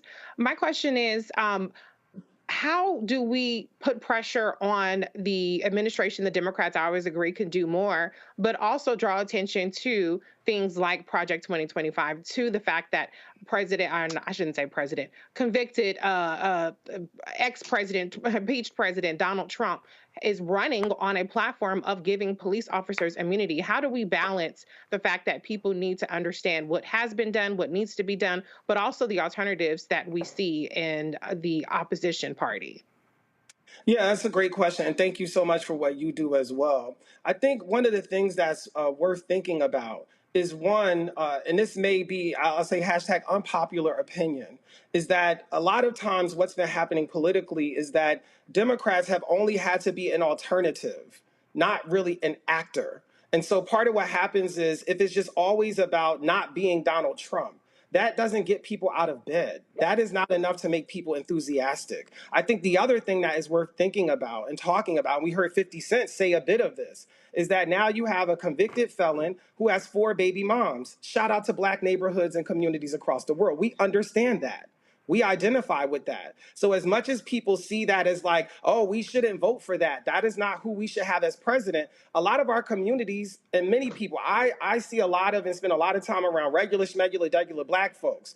And I've heard them say more publicly now that they're voting for Trump than they did 4 years ago. It was more quiet and more surprising. Some people are saying it straight up. And I think it's about the idea that people just see, oh, don't vote for this alternative. And some people felt like, well, I lived through that 4 years. And I'm still here and I'm living in these 4 years and I'm not really telling a difference. It doesn't mean that there isn't a difference, but there is an optics that I think is creating an enthusiasm gap. And again, a lot of people are saying Genocide Joe around the issue of Palestine and a ceasefire. And my encouragement through open letters, organizing, protesting, demonstrating is to really push the administration and our federal government towards leaning into the positive story about reparative justice and racial equity and truth and racial healing that's happening across the country. The question is, why haven't we heard the president say, I am aware that the young Democrat governor, Gavin Newsom, has initiated and inaugurated the first in the nation process called reparations commissions.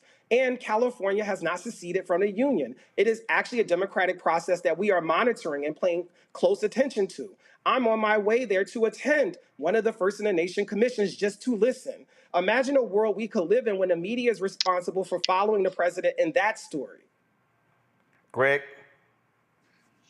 Thank you, Roland, and thank you, Dr. Hunter. I'm glad you raised that first in the nation reparations, statewide reparations commission. I testified before the commission. I am very much on the record. I am vehement against lineage-based reparations. Anybody who studied the law, knows anything about the law, knows that the courts are going to use lineage as a proxy for race. It's not going to survive challenge. I'm wondering, and I'm looking forward to the New York Commission, which I think will be a little bit less ideologically kind of split over this. We'll see. My question to you is a reparations question. Certainly H.R. 40 has been stuck for all kind of reasons. The 2 years that John Conyers did not introduce it, ironically, or maybe not so ironically, were during the Obama presidency. What is your position, or what are your thoughts on the president, by executive order, establishing a commission? And if they were to do that, who should be on that commission, and what kind of reparations agenda might be put forward in what would essentially be the same kind of thing R40 would pursue, which is a study commission, but the president would appoint it? Yeah, thank you for that question. Also, thank you for standing in this area for so long, and it is a great honor to be in your presence. Shout out to you, Dr. Carr. You know, I got to say that. You already know. The answer for me, one is, and this is something I talk about in my book, Radical Reparations, is that there are 7 forms of repair, only one of which is a check. There are piles and piles of debt, injury, and trauma: political reparations, intellectual reparations, legal reparations, economic reparations, spiritual, spatial, and social reparations. And so something that we can think a lot about, for example, when it's not cash in hand, what if Black people woke up tomorrow with an 800 plus credit score?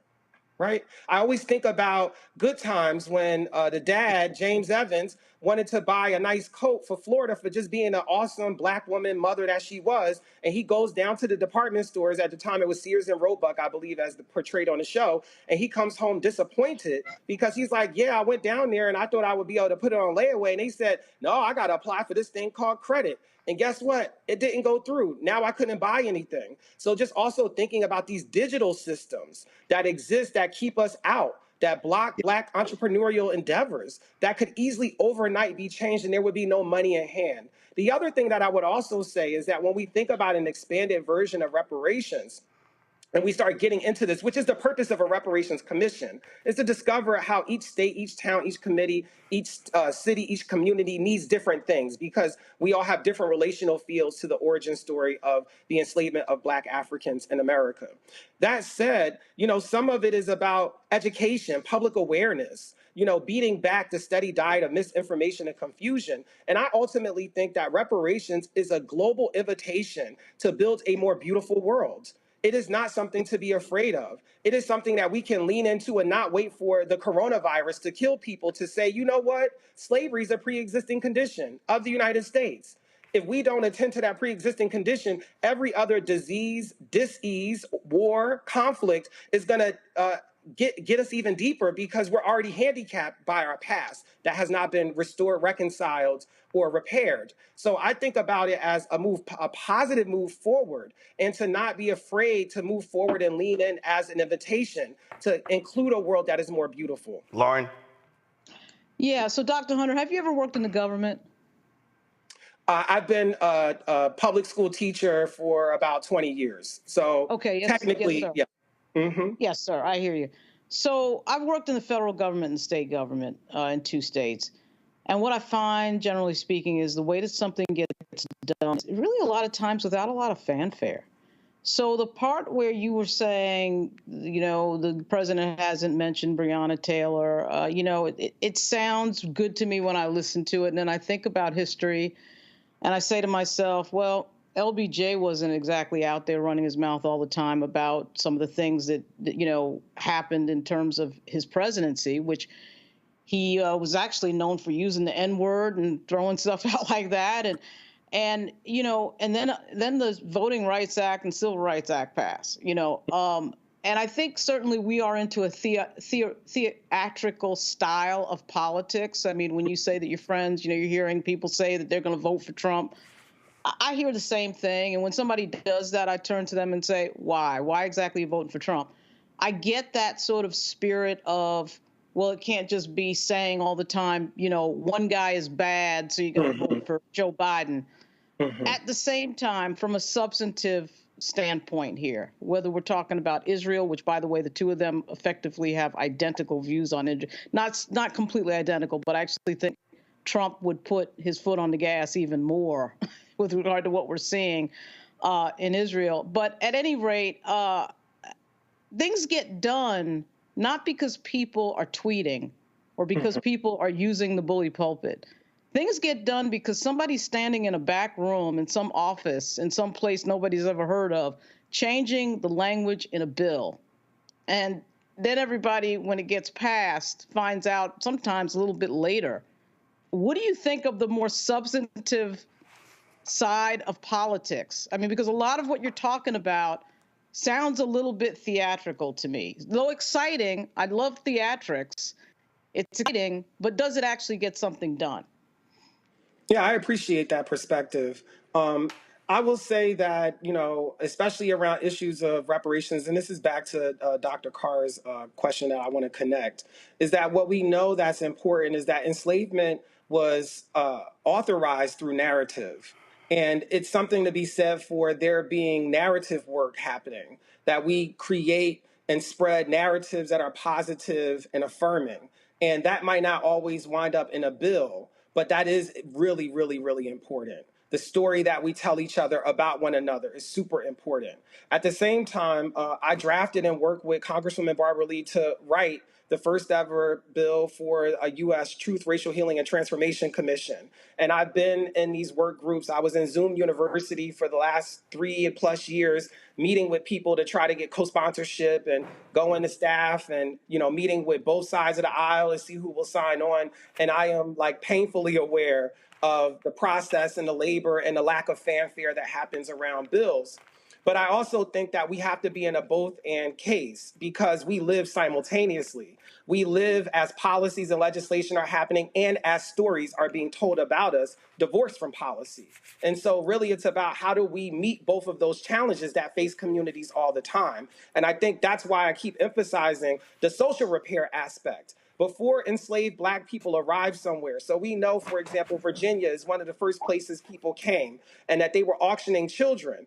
Folks have to ask themselves, if you were in the marketplace, let's just say you go to the Ralphs or the Vons or whatever your neighborhood market is or your supermarket chain is, and you're in the Trader Joe's and you're squeezing your avocado to see if it's ripe or underripe, and you look to the right and somebody's selling babies or young girls or children in that same marketplace. What would be your reaction? And many people will go, I would be, completely abhorred, and I would immediately stop shopping and do something about that. But that is not what happened when we're talking about slavery. And it's because there was an infrastructure of narratives that preceded Black people arriving so that our dehumanization had already been internalized, not always through policy, because there weren't always laws or policies guiding this practice. It was about people's belief systems and a steady diet of inferiority that they were sent about what Black people were or are. And so when we're thinking about issues of equity or issues of reparations or repair or any of those things, it's a both and problem and a both and creative challenge. All right, what time is the march? Yes, we will begin marching at 3:30 from McPherson Square. We will complete our march at next to the Wilson Building, the seat of DC Power at 1350 Pennsylvania Avenue. Everyone's invited, and at 11 a.m. we'll be doing a gratitude ceremony, sending the ancestors up alongside African drummers, proceeding in a lap around a reflecting pool where so many of our elders and our survivors and our descendants and our ascendants have gone to try to make this nation a better place and to ensure that all people are free here. All right. We appreciate it. Thanks a lot. You already know. All right, folks, we come back, we'll chat. We have our Tech Talk segment, and we'll also remember 2 prominent African Americans who are now ancestors. You're watching Roland Martin Unfiltered on the Black Star Network. When you talk about blackness and what happens in Black culture, we're about covering these things that matter to us, speaking to our issues and concerns. This is a genuine people-powered movement. There's a lot of stuff that we're not getting. You get it, and you spread the word. We wish to plead our own cause. Too long have others spoken for us. We cannot tell our own story if we can't pay for it. This is about covering us. Invest in Black-owned media. Your dollars matter. We don't have to keep asking them to cover our stuff. So please support us in what we do, folks. We want to hit 2,000 people, $50 this month, raise $100,000. We're behind $100,000, so we want to hit that. Y'all money makes this possible. Checks and money orders go to P.O. Box 57196, Washington, D.C. 20037-0196. The Cash App is $RM Unfiltered. PayPal is R Martin Unfiltered. Venmo is RM Unfiltered. Zelle is Roland at RolandSMartin.com. Farquhar, executive producer of Proud Family. You're watching Roland Martin Unfiltered.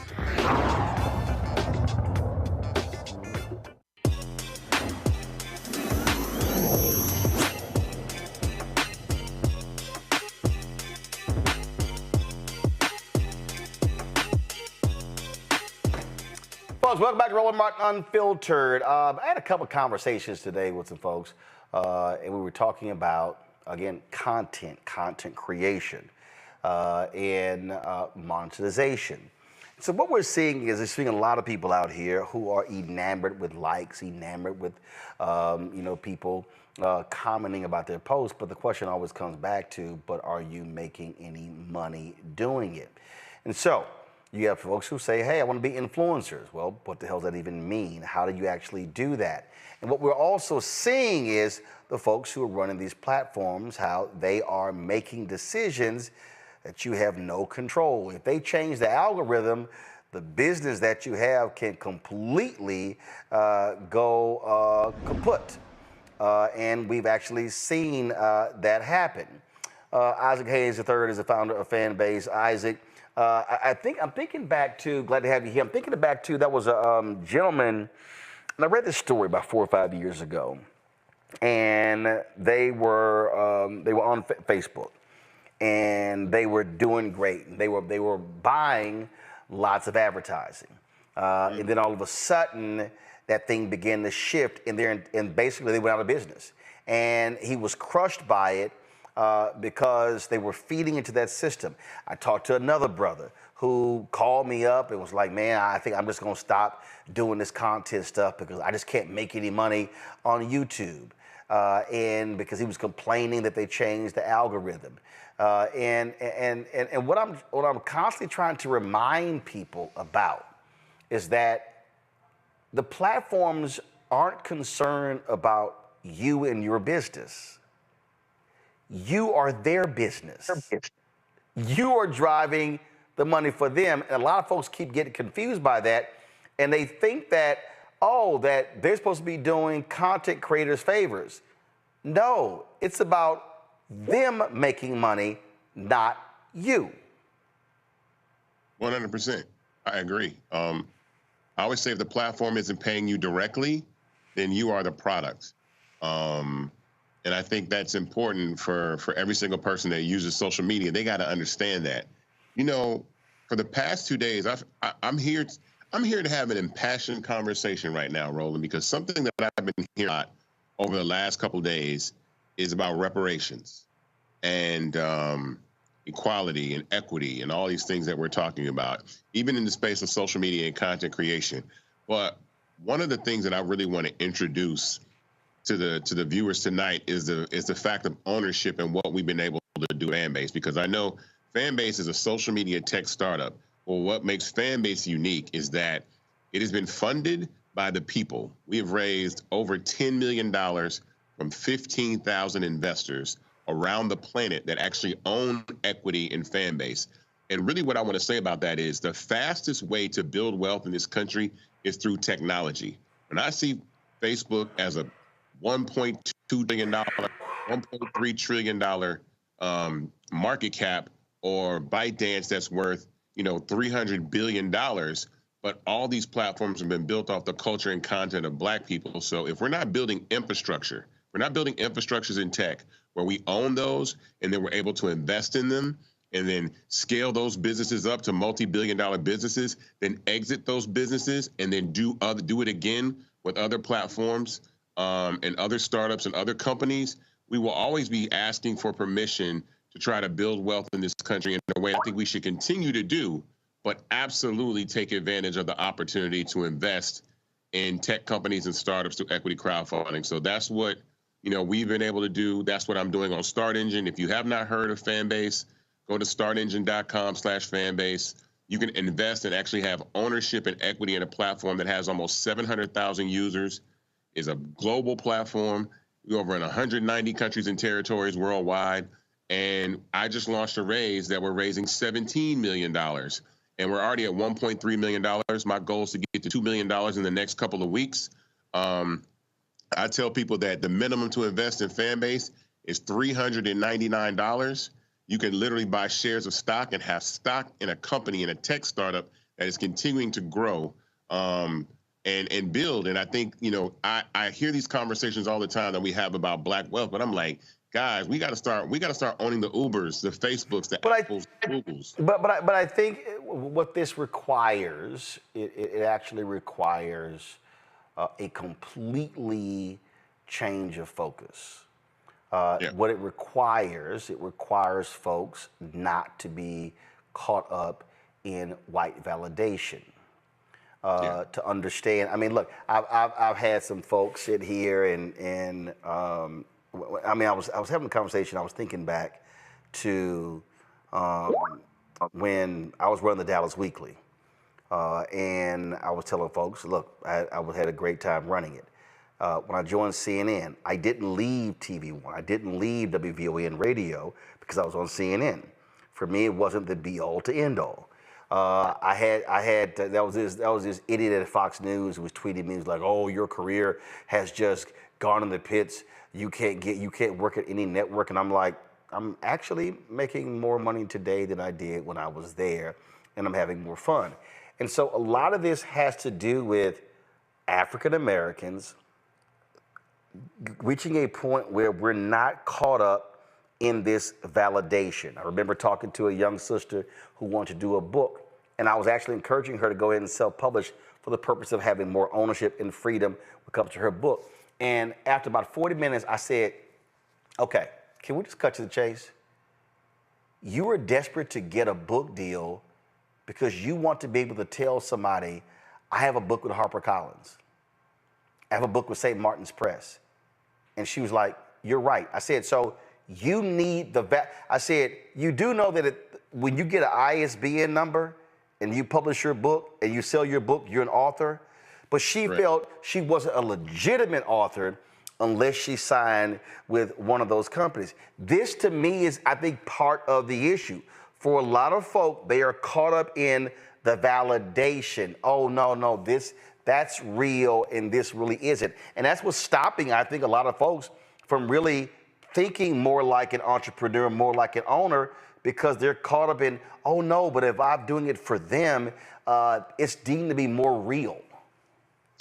Well, I think also, I believe that's an issue, but I also believe that there's a lack of information that people don't understand, even equity crowdfunding. So equity crowdfunding really got started in 2015 when people were able to raise capital for their businesses from the general public. So people that are watching this program right now can invest in companies before they go public.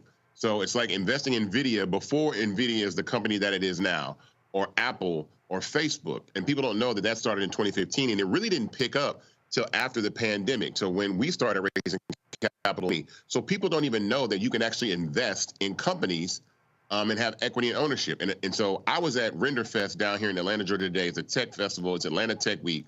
And it's so many people that didn't even know that you could actually invest in tech companies that way and want to invest in fan base for not crazy amounts of money. Before you used to do this, before equity crowdfunding, you have to put $25,000, $50,000, $100,000 into a pool of people to invest in an early stage company. And those people are typically rich people, accredited investors.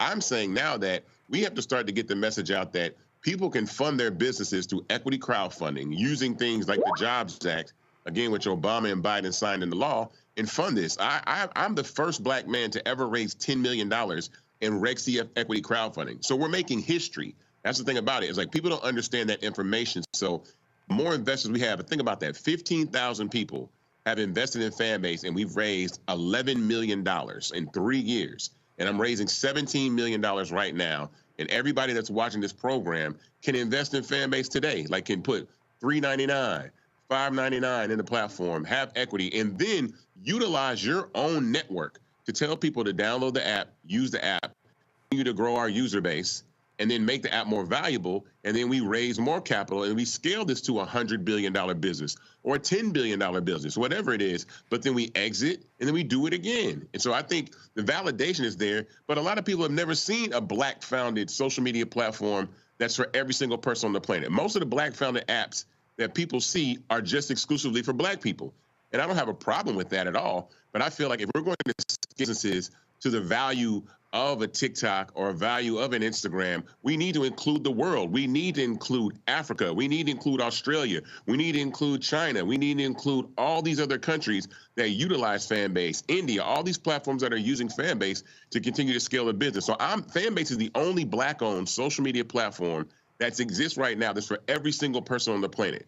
But the thing that makes it the most important is that it's founded and black run. So I'm not here to exploit my culture and my community. I'm here to empower the community to say, look, this is who's at the top. So when you're creating your culture, when you're doing your music and your fashion, I'm not here to exploit that to the benefit of a small group of investors that are going to make tons and tons of money when this thing scales. I'm here to allow our culture to shine, and the benefit of those people that actually see those dollars are us, because we're owners in the creations that we do. So as much as I think that there's absolutely a white validation, there's also a lack of understanding that we've never seen this before. There's never been a platform like Fanbase. There has absolutely never been a Black-founded social media app that was founded for the entire world to use. But we know the value of Black culture, and we use that culture to continue to empower. We do it with record labels. All these record labels are most valuable. What Drake and Kendrick Lamar did for the record industry is incredible, but they don't own any of the labels that they're doing this stuff on, right?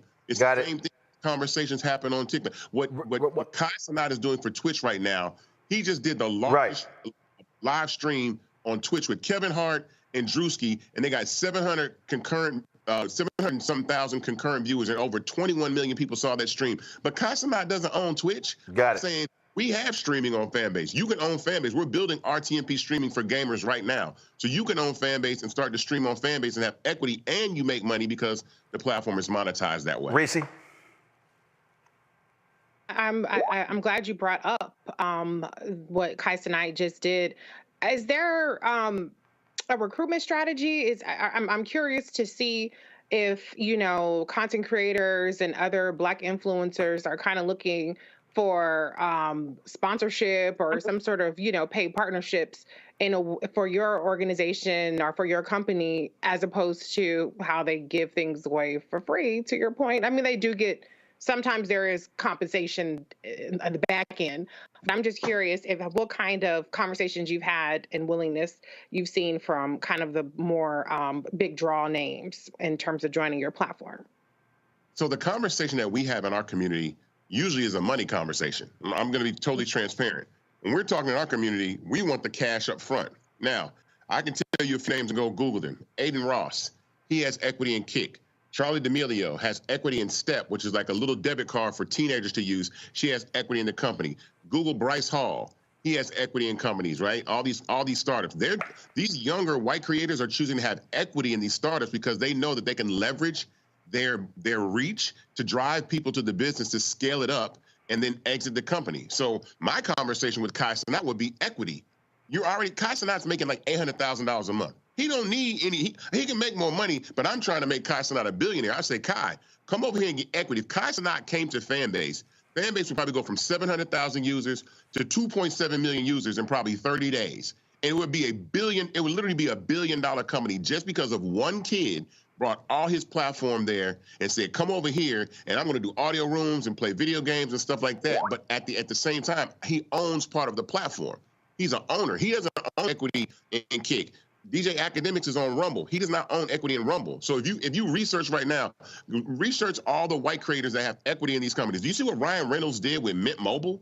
He put his own capital in it. He scaled that thing up. They sold that thing for $1 billion, I think. He got $300 million out of that thing. So these creators need to start leveraging their reach and their brand equity in these companies and then scale them up and then exit. That's where the real money is going to come from. They're going to be rich.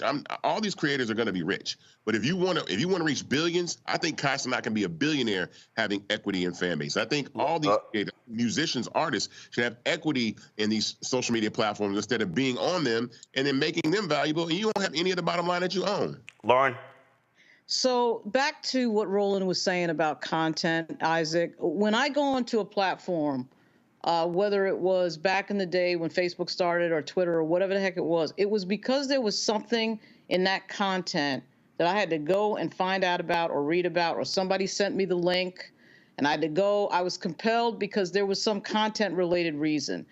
And as you can see, as I don't need to tell you with regard to Kai Cenat and Mr. Beast and these people, yeah, their content is interesting. And yes, it's a lot of traffic, making a lot of money. I think making money is extremely important. I have no problem focusing on that.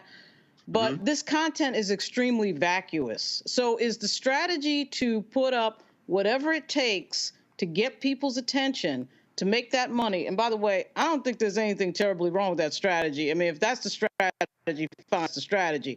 But a lot of this stuff is meaningless. And now I know I'm an egghead pointy-head person who likes to talk about politics all day. I know that's not a big draw category, never has been. It's usually celebrity sports. I mean, you know what the categories are better than I do, Isaac. But I'm just saying, are you trying to get a Kai Cenat on there or whoever it takes to get that content going, to make that money, and then build to something else? Again, if that's the play, it's all good, but I'm just wondering. No, I built it for everybody to actually be on the platform. To be honest, politics is probably one of the most engaging forms of content on social media because it creates conflict.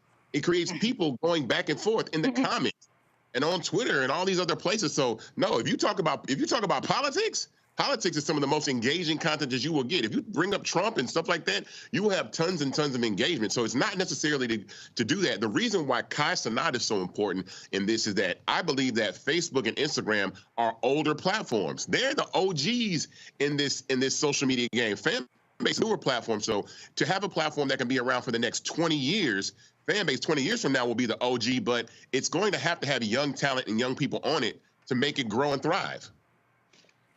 Greg.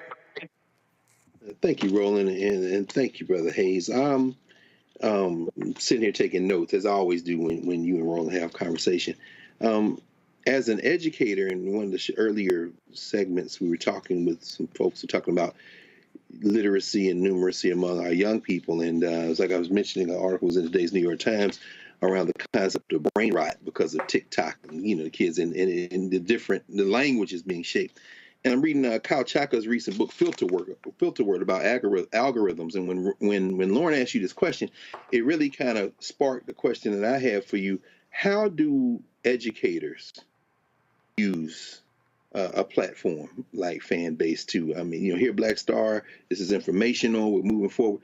And yeah, politics does create conflict, but often I guess I wouldn't distinguish perhaps between the arguments about Trump and Biden on a lot of these platforms, and I would between Caitlin Clark versus Angel Reese, or for that matter, Drake versus Kendrick. Conflict driving it, the algorithms driving. How can educators punch through that, or is it even possible in your mind to kind of elevate the conversation and get at what is going to be with us from now on, which is these platforms and these algorithms? Well, I believe there's 4 pillars of engagement, and one of them is actually information. So the 4 pillars of engagement are attention, information, entertainment, and conflict. So if you get all 4 of those, you have something incredibly, massively engaging, right, for people. But people want information. People are on the internet. People are using Google and ChatGPT and all these other platforms to find things out. I think the way that you disseminate information can also be done through a personality or a person. So the same information coming from you or coming from me might resonate with different people. So educators can educate in their voice, in their way, right? Especially on a platform like Fanbase, because we have multiple verticals, multiple content creation mediums where people can use. So we have stories, we have live, we have long form content up to 2 hours, like YouTube. So you can post a 2-hour video for free if you want to.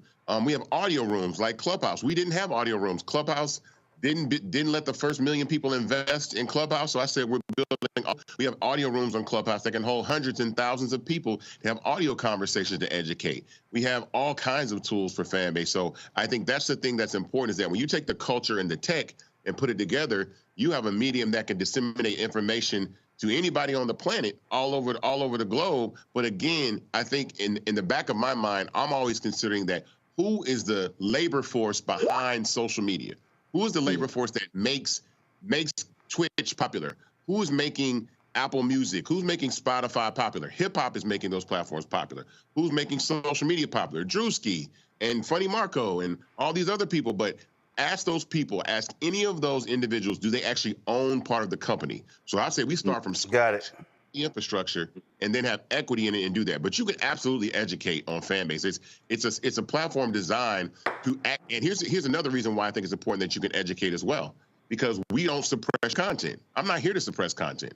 I'm not here to stop you from seeing, your viewers from seeing you. But Instagram does that because they run ads. So they don't want you to reach 1 million people because they want you to pay to reach 1 million people. I want you to reach anybody that wants to reach you. Yes. All right, folks, more information, go to startengine.com/fanbase. Isaac, we appreciate it. Thanks a lot. Thank you. All right, folks. Reese, Lauren, Greg, I certainly appreciate y'all joining us on today's show. Thank you so very much. I'm going to take a short break, and we have 2 memoriams that we have to do, folks, and we'll have that next. Back in a moment.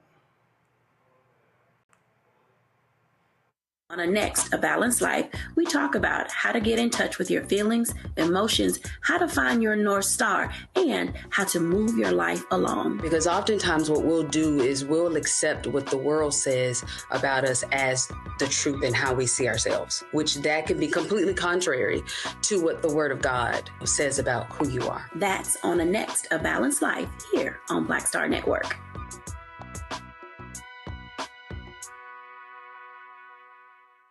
Me, Sherry Shepard, and you know what you're watching, Roland Martin, Unfiltered.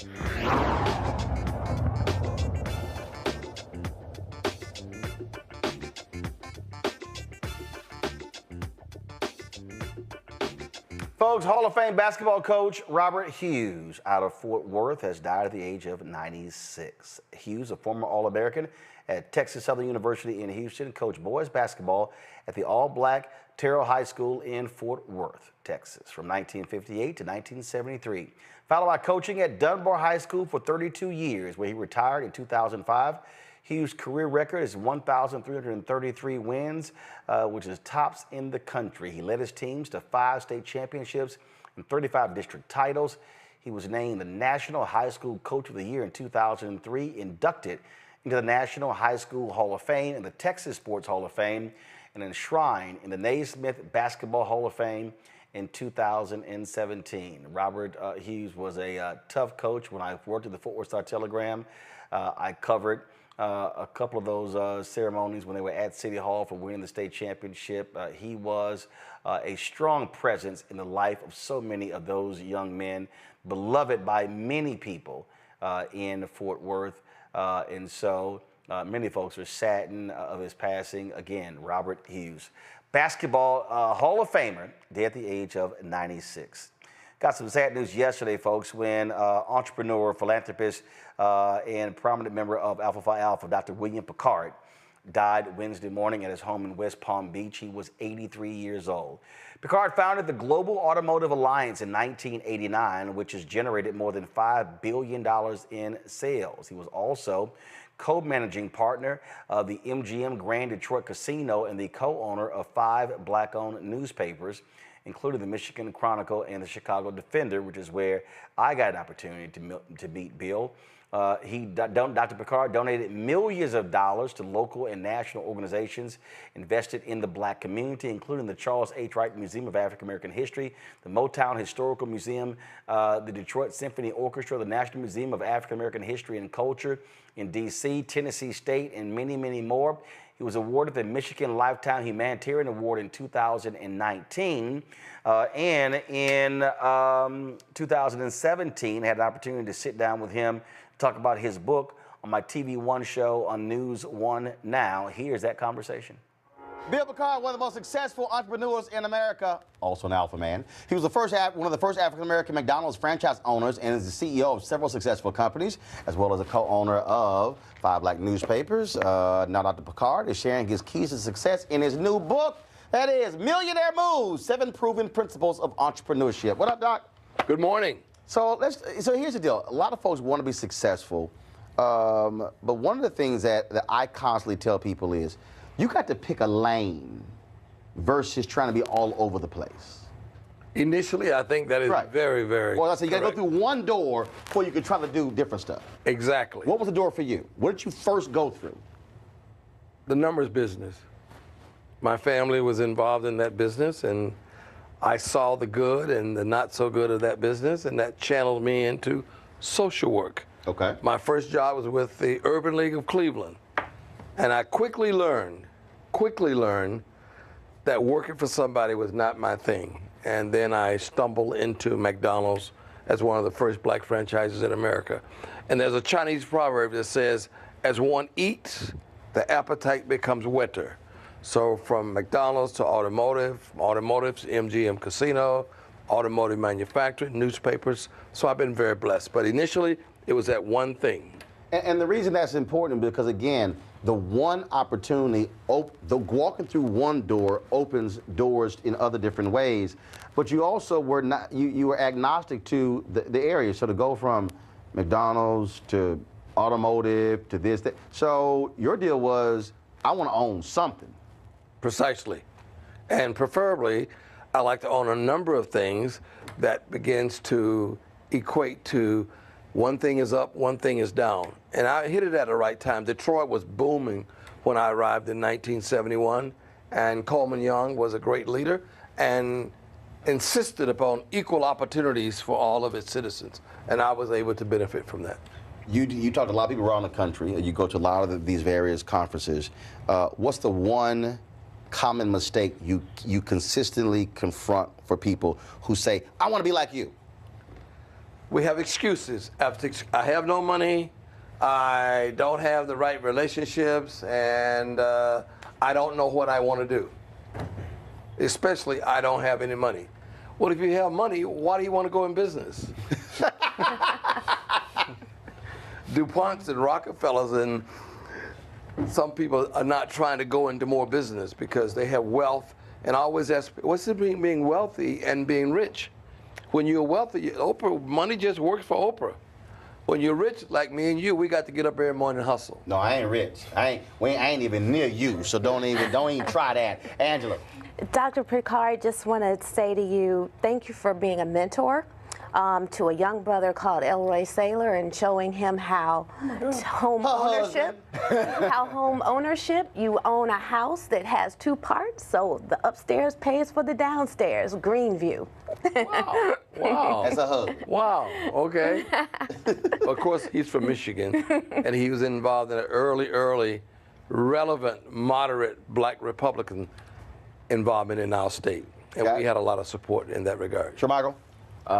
As a millennial, I mean, you know, college debt is like one of the biggest things for younger people, particularly young African Americans. So I guess my question to you is, if you're just getting out of college, you're a young African American, you want to be an entrepreneur, what advice would you give to navigate that? Get started.